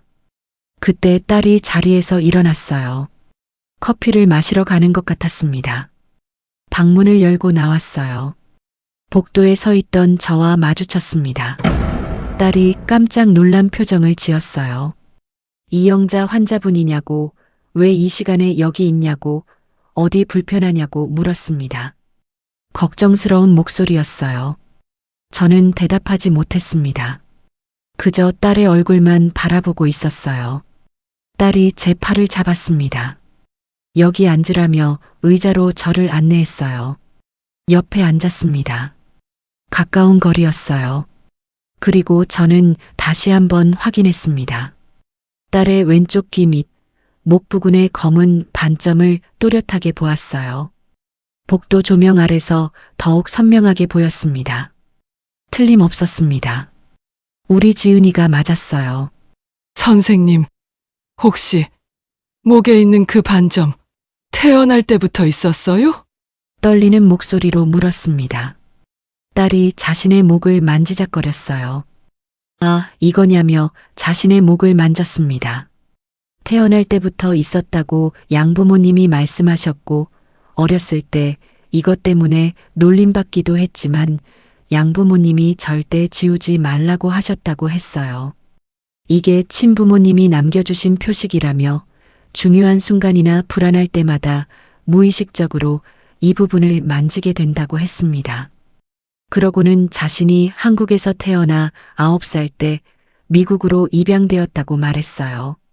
친부모님 얼굴도 기억하고 오빠 이름도 민수였다고 기억하며 공항에서 헤어질 때 엄마가 이 반점을 마지막으로 쓰다듬으며 했던 말도 아직도 또렷하게 기억한다고 했습니다. 이게 너의 표식이라고, 엄마는 이걸로 너를 알아볼 거라고 했던 그 말을요. 딸의 목소리가 떨리며 눈가가 촉촉하게 젖어들었어요. 어렸을 때 매일 밤 이걸 만지면서 울었다고 했습니다. 엄마가 날 찾아올 거라고, 이걸 보고 날 알아볼 거라고 믿었다고요. 하지만 엄마는 안 왔다고, 결국 안 왔다고 말했습니다. 딸이 손으로 눈물을 닦았어요. 제 눈에서도 눈물이 주르르 흘러내렸습니다. 왜 갑자기 이런 걸 물어보냐고, 혹시 뭔가 아는 게 있냐고 물었어요. 표정이 이상했습니다. 뭔가 낌새를 눈치챈 것 같았어요. 저는 떨리는 손을 들어 딸의 목 부근을 가리켰습니다. 그 표식을 안다고 말했어요. 엄지손톱만 한 크기의 검은 반점이라고, 왼쪽 귀 밑에 있다고요. 딸이 저를 빤히 바라봤습니다. 눈이 커졌어요. 어떻게 그걸 아냐고, 사진에도 잘 안 보이는 건데 어떻게 그렇게 정확히 아냐고 물었습니다. 제 손이 딸의 손을 잡았어요. 떨리는 손으로 꼭 잡았습니다. 지은아, 우리 지은이. 엄마야, 엄마가 왔어. 딸의 얼굴에서 모든 색이 사라졌습니다. 하얗게, 새하얗게 질려버렸어요. 입술이 파르르 떨리며 말을 잇지 못했습니다. 잡고 있던 제 손을 더 세게, 아플 정도로 세게 쥐었어요. 엄마, 엄마, 떨리는 목소리로 되물었습니다. 정말 엄마냐고, 정말 그날 공항에서 자신을 안아주던 그 엄마가 맞냐고, 믿을 수 없다는 듯 저를 빤히 바라봤어요. 눈에서 눈물이 주르르 흘러내렸습니다. 저는 울먹이며 고개를 끄덕였어요. 그래, 엄마야, 우리 지은이, 엄마가 너를 찾았어. 엄마가 이제야 왔어. 라고 말하며 딸을 꼭 끌어안았습니다. 25년 만에 다시 아는 딸이었어요. 딸도 저를 세게 껴안았습니다. 엄마, 엄마 하고 울부짖으며 제 등을 움켜쥐었어요. 두 사람은 그렇게 새벽병원 복도 의자에 앉아 서로를 껴안고 목 놓아 울었습니다. 25년 동안 참았던 눈물이, 25년 동안 삼켰던 그리움이, 25년 동안 가슴 깊이 묻어두었던 아픔이 한꺼번에 터져 나왔어요. 두 사람의 울음소리가 조용한 복도에 메아리 쳤습니다. 하지만 저는 그때 몰랐습니다. 이 눈물의 재회가 끝이 아니라는 것을, 내일 수술대 위에서 펼쳐질 더 큰 기적이 기다리고 있다는 것을, 그리고 남편이 생의 마지막 순간까지 준비했던 그 운명의 계획이 바로 내일 펼쳐질 거라는 것을 말입니다. 그날 밤 새벽 병원 복도에서 딸과 재회한 후 집으로 돌아왔지만 잠을 이룰 수 없었습니다. 며칠 후면 수술이라는 생각에 가슴이 두근거렸고 딸의 얼굴이 계속 눈앞에 어른거렸어요. 25년 만에 만난 딸이 저를 수술한다는 사실이 꿈만 같았습니다. 수요일 아침이 밝았어요. 아들 민수가 함께 병원으로 갔습니다. 입원 수속을 마치고 병실로 올라가며 복도를 걸었는데 발걸음 하나하나가 무겁게 느껴졌어요.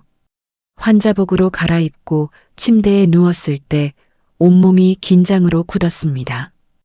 간호사가 들어와 수술 전 준비를 시작했어요. 팔에 링거 바늘이 꽂히는 순간 따끔한 통증이 느껴졌고 혈압계가 팔을 조이며 혈압을 재는 동안 숨이 막혔습니다. 체온계가 겨드랑이에 끼워졌고 모든 게 기계적으로 진행되었지만 제 가슴은 미친 듯이 두근거렸어요.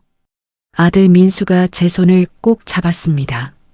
엄마 괜찮을 거라고, 훌륭한 의사 선생님이 수술하신다고 안심시켰어요. 하지만 민수의 목소리도 떨리고 있었고 얼굴도 창백했습니다. 저는 민수에게 말하지 못했어요. 그 훌륭한 의사 선생님이 민수의 여동생이라는 것을, 25년 전 헤어진 바로 그 지은이라는 것을 수술 직전이라 차마 말할 수 없었습니다.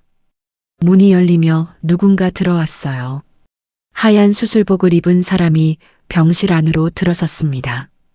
김지은 교수, 우리 딸이었어요. 딸이 제 침대 옆으로 다가오며 부드럽게 미소 지었습니다. 새벽에 복도에서 울며 안았던 그 사람이 지금은 의사로서 차분하게 서 있었어요. 수술 설명을 시작했습니다.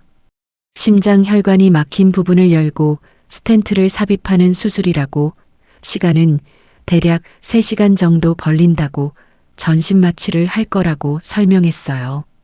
전문적이고 차분한 목소리였습니다. 하지만 저는 보았어요. 차트를 든 딸의 손이 미세하게 떨리고 있는 것을요. 펜을 쥔 손가락 끝이 파르르 떨렸고 숨을 깊게 들이쉬는 모습이 보였습니다. 아무리 세계적인 심장외과 의사라고 해도 수술대 위에 누운 사람이 단 하루 전에 25년 만에 재회한 친어머니라는 사실 앞에서 평정을 유지하기란 불가능했을 거예요. 수술 동의서에 서명했습니다. 펜을 든 제 손도 심하게 떨려 글씨가 삐뚤빼뚤했어요. 만약 이 수술이 잘못된다면 딸에게 얼마나 큰 상처가 될까요? 어제 겨우 재회한 엄마를 수술대 위에서 잃는다면 딸은 평생 그 죄책감을 안고 살아가야 할 거예요. 간호사들이 침대를 밀고 나갔습니다. 복도를 지나며 천장의 형광등이 빠르게 스쳐 지나갔어요. 수술실 문이 열리고 차가운 공기가 얼굴을 스쳤습니다. 소독약 냄새가 코를 찔렀어요. 수술대 위로 옮겨졌습니다. 차갑고 딱딱한 금속 침대가 등에 닿는 순간 온몸이 얼어붙었어요. 심장이 터질 것처럼 빠르게 뛰었고 숨이 가빠졌습니다. 마취과 의사가 다가와 잠깐 숨을 참으라고, 금방 잠들 거라고 말했어요. 산소 마스크가 얼굴을 덮었습니다. 그 순간 딸이 제 손을 잡았어요. 따뜻한 손이었습니다. 제 귓가에 작은 목소리로 속삭였어요. 엄마, 제가 완벽하게 수술해서 빨리 회복시켜 드릴게요. 기다려주세요. 그 말을 듣는 순간 눈물이 핑 돌았지만 대답할 수 없었어요. 마취가 시작되었고 의식이 흐려지기 시작했습니다. 눈꺼풀이 무거워지며 천천히 감겼고 마지막으로 본 것은 수술 마스크를 쓴 딸의 눈빛이었어요. 간절하고 절박한, 온 힘을 다해 엄마를 살리겠다는 눈빛이었습니다. 그 순간 저의 의식이 사라졌습니다. 딸은 손을 소독하며 수술실로 들어갔습니다. 제 몸이 누워있는 수술대 앞에 섰어요. 마취된 제 얼굴을 내려다보며 깊은 숨을 들이쉬었습니다. 가슴이 조여들었어요. 수술 보조의사들과 간호사들이 자리를 잡았고 모니터에는 제 심박수가 표시되고 있었습니다. 규칙적으로 뛰는 심장 소리가 수술실에 울렸어요. 딸이 메스를 들었습니다. 손이 떨렸어요. 수백 번의 수술을 집도했지만 이번만큼은 완전히 달랐습니다. 25년 동안 그토록 그리워했던 엄마가 단 하루 전에 겨우 만난 엄마가 지금 자신의 메스 아래 누워 있었으니까요. 어젯밤 복도에서 엄마 하며 울부짖던 기억이 떠올랐고 어릴 적 공항에서 헤어지던 그날이 생생하게 되살아났습니다. 메스가 제 가슴에 닿았어요. 정확한 위치에 절개가 시작되었고 피가 흘러나왔습니다. 간호사가 신속하게 지혈했어요. 수술이 진행되었습니다. 딸의 손은 정확했지만 이마에서는 땀이 주르르 흘러내렸어요. 수술 모자 밑으로 땀방울이 흘러 눈을 찔렀지만 닦을 수 없었습니다. 집중하면 할수록 긴장감이 높아졌어요. 심장이 보였습니다. 규칙적으로 뛰는 제 심장이 딸의 눈앞에 펼쳐졌어요. 딸은 그 심장을 보며 잠시 멈칫했습니다. 이 심장이 자신을 품었던 심장이었어요.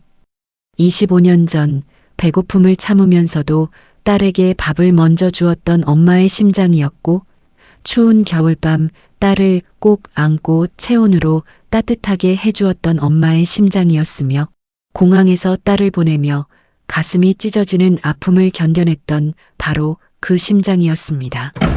딸의 눈에서 눈물이 흘러내렸어요. 수술 마스크 너머로 눈물이 뺨을 타고 흘렀습니다.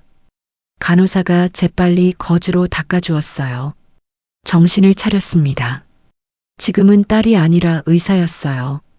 감정에 흔들릴 수 없었습니다. 엄마를 살려야 했어요. 막힌 혈관을 찾았습니다. 새 곳이 심하게 좁아져 있었고 예상보다 상태가 훨씬 좋지 않았어요. 스텐트를 삽입하기 시작했습니다. 첫 번째 혈관에 조심스럽게 스텐트를 넣었고 성공했어요.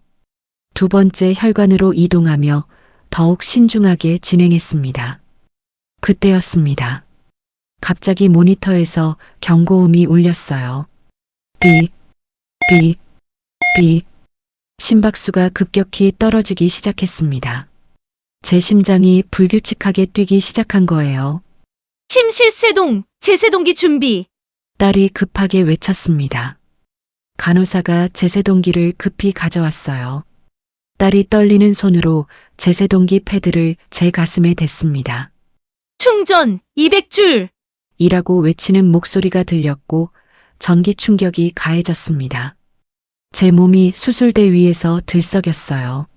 하지만 모니터를 보던 딸의 얼굴이 창백해졌습니다. 심박수는 돌아오지 않았어요. 다시 300줄. 이라는 목소리가 떨렸습니다. 두 번째 충격이 가해졌고 딸은 모니터를 뚫어지게 바라보며 입술을 깨물었어요. 심박수가 약하게 돌아왔습니다. 하지만 여전히 불안정했어요. 딸이 다시 수술을 재개했지만 손이 심하게 떨렸습니다. 멈출 수 없었어요. 계속 진행해야 했습니다. 세 번째 혈관을 열고 있을 때였습니다. 또다시 경고음이 울렸어요. 이번에는 더 심각했습니다. 심장이 거의 멈춰가고 있었어요. 안 돼, 안 돼요, 엄마. 딸이 떨리는 목소리로 중얼거렸습니다. 눈에서 눈물이 주르르 흘러내렸어요. 옆에 있던 보조의사가 딸의 어깨를 잡으며 정신 차리라고 외쳤습니다. 딸이 정신을 차리고 다시 제세동기를 잡았어요. 충격이 가해졌습니다. 한 번, 두 번, 세 번. 제 몸이 계속 들썩이며 수술대 위에서 흔들렸어요. 심박수가 다시 돌아왔습니다. 약하지만 규칙적으로 뛰기 시작했어요. 딸이 재빨리 남은 스텐트를 삽입했고 막힌 혈관들이 하나씩 열리기 시작했습니다. 피가 다시 흐르기 시작했어요. 봉합을 시작했습니다. 하나하나 정확하게 꿰매 나갔고 딸의 손은 여전히 떨렸지만 멈추지 않았습니다. 마침내 수술이 끝났습니다. 딸이 메스를 내려놓고 뒤로 물러섰어요. 다리에 힘이 풀려 벽에 기댔습니다. 온몸이 땀으로 흠뻑 젖어 있었고 수술복 안쪽까지 땀이 배어들었어요. 수술 끝났다고 성공했다고 말하는 딸의 목소리가 떨렸습니다. 간호사들이 안도의 한숨을 내쉬었고 보조의사들도 긴장을 풀었어요. 하지만 딸은 그대로 바닥에 주저앉으며 수술 마스크를 벗고 울기 시작했습니다. 엄마를 살렸어요. 25년 만에 만난 엄마를, 어릴 적 자신을 보냈다고 마음 한구석에서 원망했던 엄마를, 하지만 평생 그리워하고 사랑했던 엄마를 살려냈습니다. 보조의사가 딸을 일으켜 세웠습니다. 수술은 끝났지만 아직 끝이 아니었어요. 저는 아직 마취에서 깨어나지 않았고 앞으로 48시간이 고비였으니까요. 시간이 흘렀습니다. 저는 중환자실로 옮겨졌어요. 온몸에 여러 줄이 연결되어 있었고 기계음이 끊임없이 울렸습니다. 하지만 의식이 돌아오지 않았어요. 수술 후 6시간이 지났지만 저는 깨어나지 않았습니다. 12시간이 지나도 24시간이 지나도 마찬가지였어요. 딸은 제 옆을 떠나지 않았습니다. 24시간 내내 제 곁에 앉아 제 손을 잡고 있었어요. 모니터를 확인하고 혈압을 재고 산소 포화도를 체크하며 단 한순간도 제 곁을 떠나지 않았습니다. 48시간이 흘렀습니다. 제 수치들은 여전히 불안정했어요. 혈압이 오르락 내리락 했고 심박수도 불규칙했습니다. 딸은 계속 조치를 취했어요. 약물을 조절하고 링거 속도를 바꾸고 끊임없이 제 상태를 살폈습니다. 간호사들이 딸에게 좀 쉬라고 말했어요. 하지만 딸은 고개를 저었습니다. 엄마 곁을 떠날 수 없다고, 자신이 지켜야 한다고 말했어요. 딸의 눈에는 핏발이 서 있었고 얼굴은 창백했습니다. 이틀 동안 한숨도 자지 못했어요. 그저 제 손을 잡고 모니터만 바라보고 있었습니다. 엄마 깨어나세요. 제발 깨어나세요. 딸이 제 손을 쥐며 중얼거렸어요. 눈물이 뺨을 타고 흘러 제 손등 위로 떨어졌습니다. 그리고 48시간이 지난 어느 순간이었습니다. 제 눈꺼풀이 살짝 떨렸어요. 딸이 그것을 놓치지 않았습니다. 엄마 하고 부르며 제 손을 더 세게 잡았어요. 저는 천천히 의식이 돌아왔습니다. 눈을 뜨려 했지만 눈꺼풀이 납처럼 무거웠어요.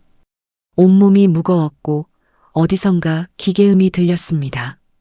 간신히 눈을 떴어요. 흐릿하게 보였습니다. 천장이 보였고 형광등이 보였어요. 중환자실이었습니다. 고개를 돌리려 했지만 움직일 수 없었어요. 목에 튜브가 연결되어 있었고 팔에도 여러 줄이 연결되어 있었습니다. 누군가 제 옆에 앉아 있었어요. 손을 꼭 잡고 있었습니다. 초점이 천천히 맞춰지기 시작했어요. 그 사람이 보였습니다. 딸이었어요. 25년 동안 그토록 보고 싶었던 딸, 김지은 교수, 우리 지은이가 제 옆에 앉아 제 손을 꼭 잡고 있었습니다. 이틀 동안 한숨도 자지 못한 얼굴이었지만 제가 눈을 뜬 걸 알아차리는 순간 얼굴이 환해졌어요. 엄마, 깨어나셨어요. 딸이 제 손을 더 세게 잡으며 눈에서 눈물이 주르르 흘러내렸습니다. 저도 눈물이 났어요. 살았습니다. 딸이 저를 살려냈어요. 말을 하려 했지만 목의 튜브 때문에 할 수 없었습니다. 그저 딸의 손을 꼭 잡았어요. 딸이 제 이마에 손을 얹었습니다. 따뜻한 손이었어요. 잘하셨다고, 수술 잘 끝났다고, 이제 괜찮다고 말하는 딸의 목소리가 떨렸습니다. 그 말을 듣는 순간 저는 알았어요. 이제 정말 괜찮을 거라는 걸요. 딸과 함께 25년 만에 다시 만난 딸과 함께라면 무엇이든 괜찮을 거라는 걸 말입니다. 딸의 따뜻한 손이 제 손을 꼭 잡고 있었습니다. 그 순간 문득 생각났어요. 남편이 1년 동안 혼자 적어 내려간 그 노트가 25년 동안 딸을 그리워하며 남긴 아버지의 간절한 사랑이 곧 딸에게 전해질 거라는 것을요. 며칠이 흘렀습니다. 저는 조금씩 회복되어 갔어요. 중환자실에서 일반 병실로 옮겨졌고 목에 튜브도 빠졌으며 스스로 숨을 쉴 수 있게 되었습니다. 하지만 여전히 몸은 무겁고 조금만 움직여도 숨이 가빠졌어요. 침대에서 일어나 창밖을 보려면 간호사의 도움이 필요했습니다. 딸은 매일 병실에 왔어요. 아침 일찍 회진을 돌 때면 제일 먼저 제 병실 문을 열었고 낮에는 다른 환자들을 돌보다가도 틈틈이 들러 제 상태를 확인했으며 저녁이 되면 긴 하루를 마치고 다시 제 병실로 와서 제 손을 잡고 앉아 있었어요. 의사로서의 방문이었지만 그 속에는 25년 동안 그리워했던 딸로서의 마음이 가득 담겨 있었습니다. 어느 날 저녁이었어요. 석양빛이 병실 창으로 비쳐들고 있었습니다. 딸이 병실 문을 열고 들어왔어요. 하얀 가운을 입고 청진기를 목에 걸고 있었지만 얼굴에는 부드러운 미소가 번져 있었습니다. 제 침대 옆에 앉아 따뜻한 손으로 제 손목을 감싸며 맥박을 짚었어요. 손길이 조심스러웠습니다. 맥박이 안정적이라고 많이 좋아지셨다고 말하는 딸의 목소리가 안도감으로 가득했어요. 그러고는 조용히 물었습니다. 엄마, 궁금한 게 있다고요. 아빠는 언제부터 저를 알아보신 거냐고, 어떻게 찾으신 거냐고 물었어요. 목소리가 떨렸습니다. 저는 깊은 숨을 들이쉬었습니다. 말해야 할 때가 온 거예요. 아들 민수에게 부탁해서 가져온 남편의 노트를 이제 딸에게 보여줄 때가 되었습니다. 침대 옆 서랍을 열었어요. 손이 떨려 서랍 손잡이를 잡기가 힘들었습니다. 간신히 열자 그 안에 남편의 낡은 가죽 노트가 들어 있었어요. 표지가 낡아 모서리가 헤어져 있었고 손때가 묻어 있었습니다. 남편이 1년 동안 얼마나 자주 만지고 펼쳐봤는지 알 수 있었어요. 떨리는 손으로 노트를 꺼냈습니다. 무게가 느껴졌어요. 종이의 무게가 아니라 남편이 1년 동안 담아낸 그리움과 사랑의 무게였습니다. 딸에게 노트를 건넸어요. 이걸 보면 알게 될 거라고, 아빠가 얼마나 널 찾고 싶어 했는지, 얼마나 자랑스러워 했는지 알게 될 거라고 말했습니다. 제 목소리도 떨렸어요. 딸이 노트를 받아들었습니다. 두 손으로 조심스럽게 받아 무릎 위에 올려놓았어요. 표지를 쓰다듬으며 천천히 펼쳤습니다. 손이 떨렸어요. 첫 페이지가 열렸습니다. 2024년 1월 5일.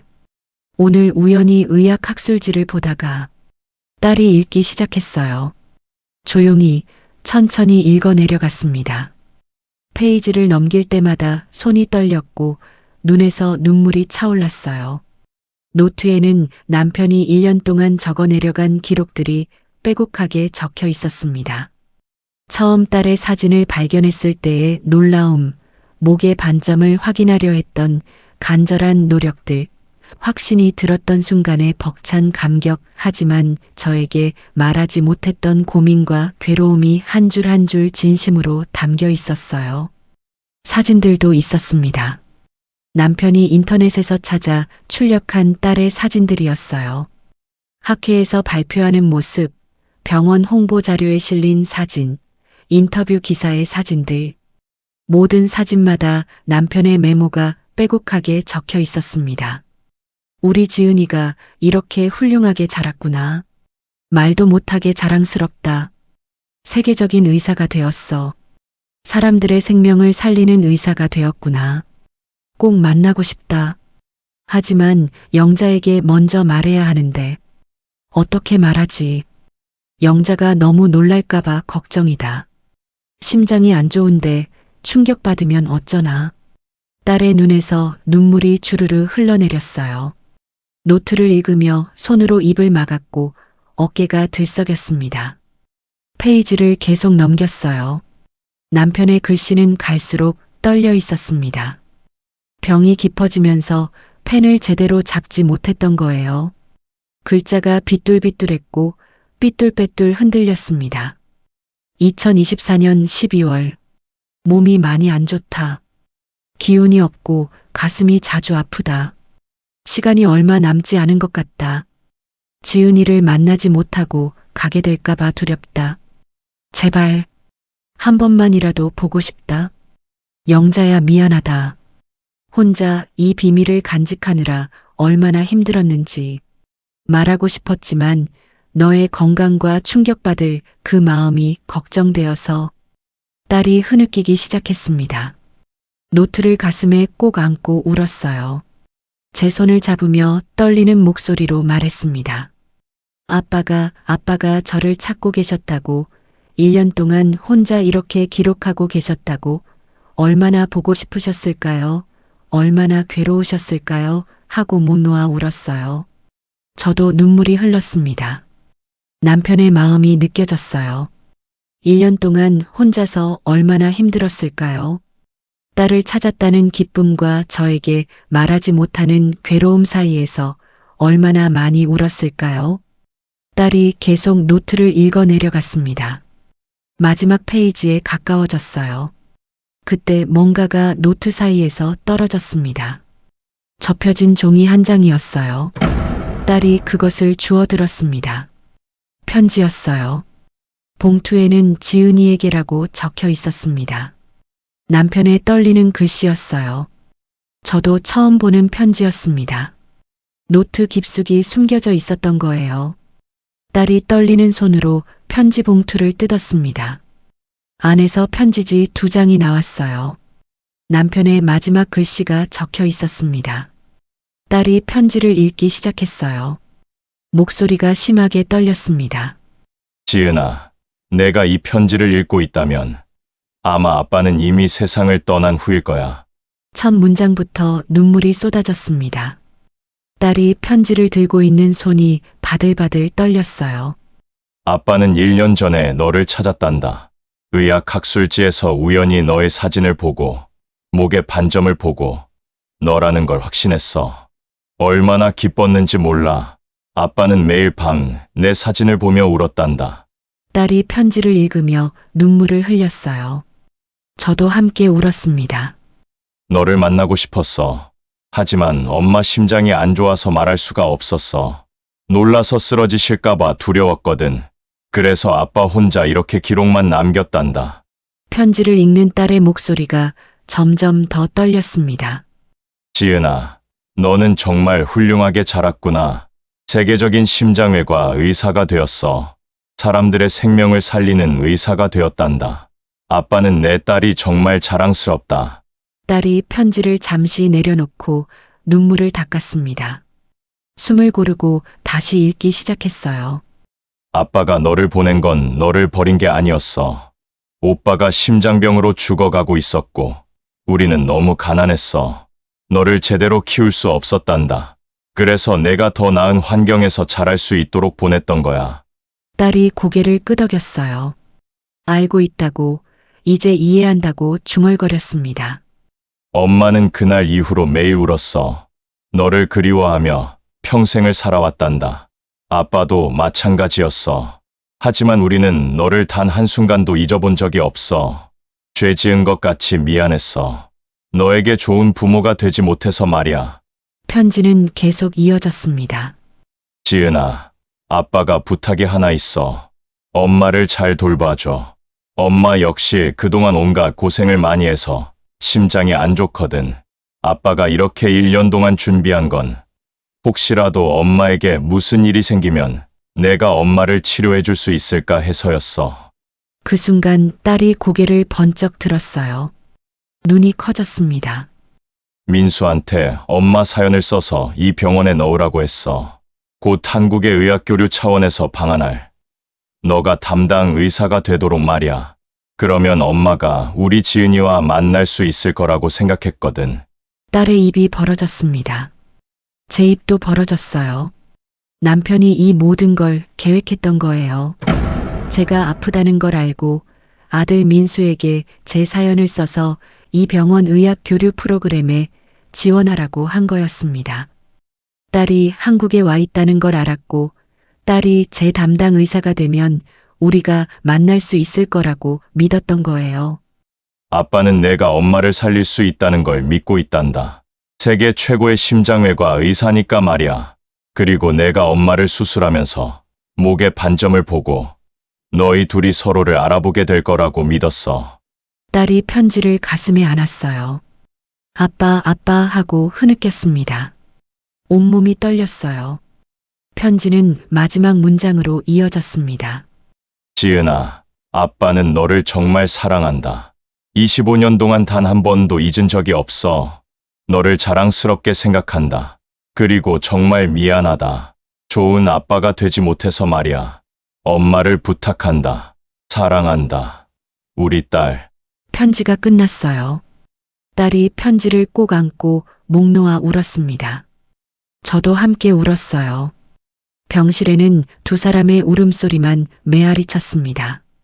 남편은 마지막까지 가족을 생각했어요. 죽음을 앞두고도 딸을 찾았고 저와 딸이 만날 수 있도록 모든 걸 준비했습니다. 아들 민수에게 사연을 쓰라고 했고 그 사연이 이 병원에 선택되도록 했으며 딸이 제 담당 의사가 되도록 모든 걸 계획했던 거예요. 수술 중에 딸이 제 목에 반점을 보고 저를 알아보게 될 거라고 믿었던 거였습니다. 딸이 저를 안았어요. 엄마, 엄마 하고 불렀습니다. 저도 딸을 꼭 안았어요. 25년 만에 다시 아는 딸이었습니다. 이번에는 헤어지지 않을 거예요. 이번에는 영원히 함께 할 거예요.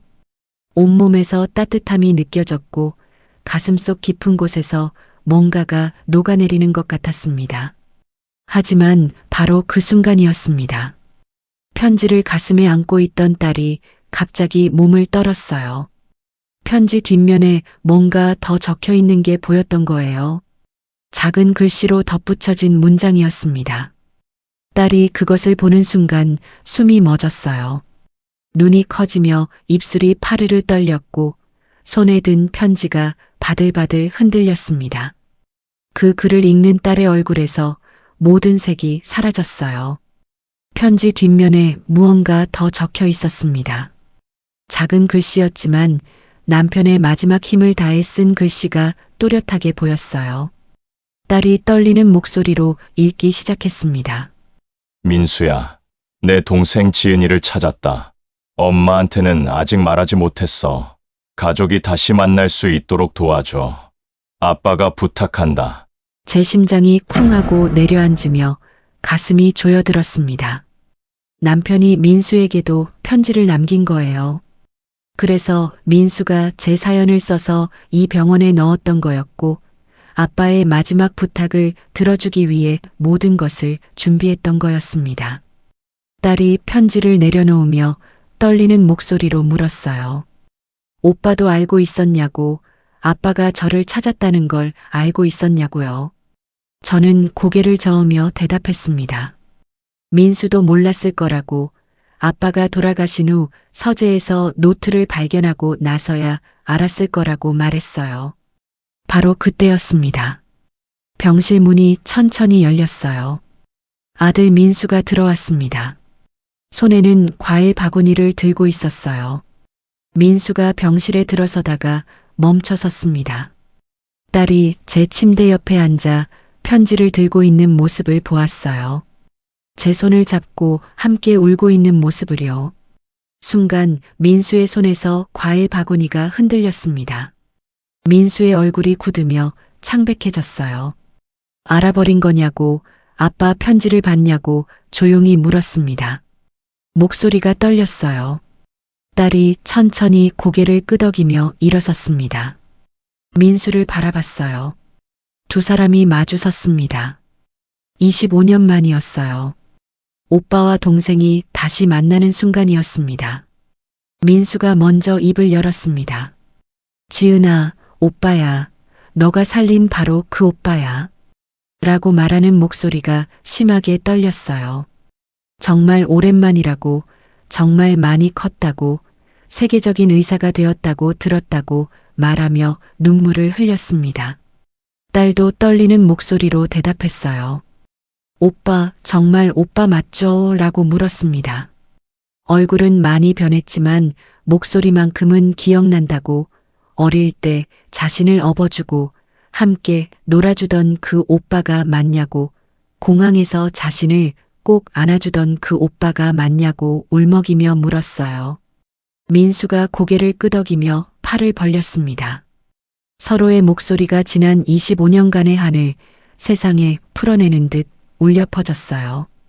저도 침대에 앉아 그 모습을 보며 울었어요. 25년 만에 오누이가 다시 만났습니다. 헤어졌던 가족이 다시 모였어요.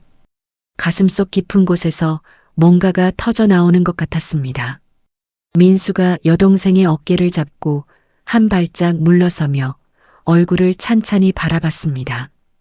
정말 많이 컸다고, 아빠가 사진으로 봤던 것보다 훨씬 더 훌륭하게 자랐다고, 아빠가 얼마나 자랑스러워 하셨는지 모른다고 말했어요. 딸이 아빠 편지를 민수에게 보여주었습니다. 민수가 떨리는 손으로 편지를 받아 읽기 시작했어요. 눈물이 뺨을 타고 흘러내렸습니다. 아빠가 모든 걸 계획하셨다고, 우리가 다시 만날 수 있도록 마지막까지 준비하셨다고 중얼거렸어요. 세 사람은 그렇게 한참을 함께 울었습니다. 병실에는 가족의 울음소리가 가득 차올랐어요. 슬픔의 울음이 아니라 기쁨의 울음이었고, 그리움의 울음이 아니라 재회의 울음이었으며, 25년 동안 쌓인 모든 아픔이 녹아내리는 울음이었습니다. 며칠 후 저는 퇴원할 수 있게 되었어요. 딸의 헌신적인 치료 덕분에 건강을 되찾았습니다. 퇴원하는 날 아침, 세 사람은 함께 병원을 나왔어요. 민수가 제 팔을 부축했고 딸이 짐을 들고 걸었습니다. 차에 타기 전 딸이 제 손을 꼭 잡으며 말했어요. 먼저 아빠를 뵈러 가야 한다고요. 집에 도착해 남편의 영정 앞에 세 사람이 나란히 섰습니다. 25년 만에 완전한 가족이 한자리에 모인 순간이었어요. 영정을 마주한 딸 지은이가 눈물을 주르르 흘리며 떨리는 목소리로 말했습니다. 아빠, 지은이에요. 늦게 와서 미안해요. 하지만 아빠가 찾아주셔서 왔어요. 라고요. 옆에 서 있던 민수의 눈에서도 눈물이 흘러내렸습니다. 아빠, 동생 찾았어요. 아빠 덕분에 다시 만났어요. 고맙습니다. 라는 말이 목매어 나왔어요. 두 자식의 모습을 보며 제 눈에서도 눈물이 쏟아졌습니다. 여보, 고마워요. 마지막 순간까지 가족을 생각해줘서, 우리를 다시 만나게 해줘서요. 라고 남편에게 말했습니다. 세 사람이 함께 깊게 절을 올렸습니다. 남편이 사진 속에서 따뜻하게 미소 짓고 있는 것 같았어요. 그날 저녁 식탁에 둘러앉았을 때 딸이 조용히 말을 꺼냈습니다. 한국에 더 머물고 싶다고, 이 병원에서 계속 일하며 엄마와 오빠 곁에 있고 싶다고요. 제 가슴이 뜨거워졌어요. 정말이냐고 떨리는 목소리로 물었습니다. 딸이 제 손을 꼭 잡으며 고개를 끄덕였어요. 25년 동안 떨어져 살았으니 이제는 함께 살고 싶다고, 양부모님도 이해해 주실 거라고 말했습니다. 저는 딸을 꼭 안았습니다. 고맙다고, 엄마는 세상에서 가장 행복한 사람이라고 울먹이며 말했어요. 시간이 흘렀습니다. 딸은 병원에 정식으로 자리를 잡았어요. 심장외과 교수로 계속 일하게 되었고, 매일 저녁 퇴근하면 우리 집으로 와서 함께 저녁을 먹었습니다. 현관문을 여는 소리가 들릴 때마다 제 가슴은 따뜻해졌어요. 민수도 자주 왔습니다. 주말이면 세 사람이 함께 모여 식사를 하며 이야기를 나누었어요. 식탁에 둘러앉아 밥을 먹는 그 평범한 시간이 저에게는 가장 행복한 순간이었습니다. 딸은 미국에서의 생활을 들려주었어요. 양부모님이 얼마나 좋은 분들인지, 어떻게 의사가 되었는지, 그동안 어떻게 살아왔는지 이야기하며 웃기도 하고 울기도 했습니다. 그리고 항상 친부모님을 그리워했다고, 언젠가 꼭 만나고 싶었다고 말했어요. 민수는 그동안 어머니를 모시며 살아온 이야기를 했습니다. 아버지가 돌아가신 후 어떻게 지냈는지, 아버지의 노트를 발견하고 얼마나 놀라며 떨렸는지 사연을 쓸 때의 마음을 이야기했어요. 저도 이야기했습니다. 25년 동안 딸을 그리워하며 어떻게 살아왔는지 매일 밤 딸을 생각하며 울었지만 딸이 행복하기를 바랐다는 것을 말했어요. 어느 날 저녁이었습니다. 세 사람이 식탁에 둘러앉아 저녁을 먹고 있었어요. 따뜻한 된장찌개가 보글보글 끓고 있었고 제가 아침에 담근 김치가 식탁에 올라와 있었으며 딸이 사온 과일이 접시에 담겨 있었습니다. 평범한 저녁 식사였어요. 특별할 것 없는 일상이었습니다. 하지만 저에게는 25년을 기다려온 기적 같은 순간이었어요. 저는 두 자식을 바라보며 눈물을 흘렸습니다. 행복의 눈물이었어요. 창밖으로 저녁 노을이 보였습니다. 붉은 노을이 하늘을 물들이고 있었어요. 아름다웠습니다. 문득 남편이 생각났어요. 저 하늘 어딘가에서 남편이 우리를 보고 있을 것 같았습니다. 미소 짓고 있을 것 같았어요.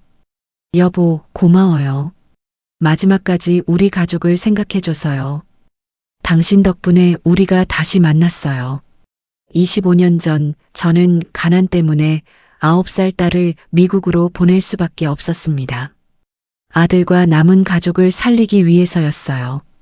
그날부터 25년간 저는 매일 밤 딸을 그리워하며 울었고 남편도 마지막 순간까지 딸을 찾아 헤맸습니다. 하지만 포기하지 않은 사랑이 결국 기적을 만들어냈어요. 딸은 훌륭한 심장외과 의사가 되어 저의 생명을 살려주었습니다. 남편이 마지막까지 준비한 그 만남이, 하늘이 만들어준 운명이 우리 가족을 다시 하나로 만들어 주었어요. 73세의 나이에도 이렇게 딸과 다시 만나 새로운 시작을 할 수 있었습니다. 가족은 혈연을 넘어선 마음의 연결입니다. 사랑하는 사람을 향한 마음을 절대 포기하지 마세요. 기적은 분명히 일어나니까요. 오늘도 6시 내 사연, 인생 이야기를 끝까지 함께 해주신 시청자 여러분, 진심으로 감사드립니다. 구독과 좋아요로 보내주시는 따뜻한 응원이 늘 큰 힘이 되고 있습니다. 혹시 여러분도 헤어졌던 가족과 기적적으로 다시 만난 경험이나 입양과 관련된 따뜻한 이야기 또는 부모님을 향한 그리움과 효도의 이야기가 있으시다면 댓글로 공유해 주세요. 여러분의 소중한 이야기가 다른 분들께도 큰 힘과 도움이 될 거예요. 여러분 모두에게 건강과 행복이 가득하시길 진심으로 기원합니다. 감사합니다.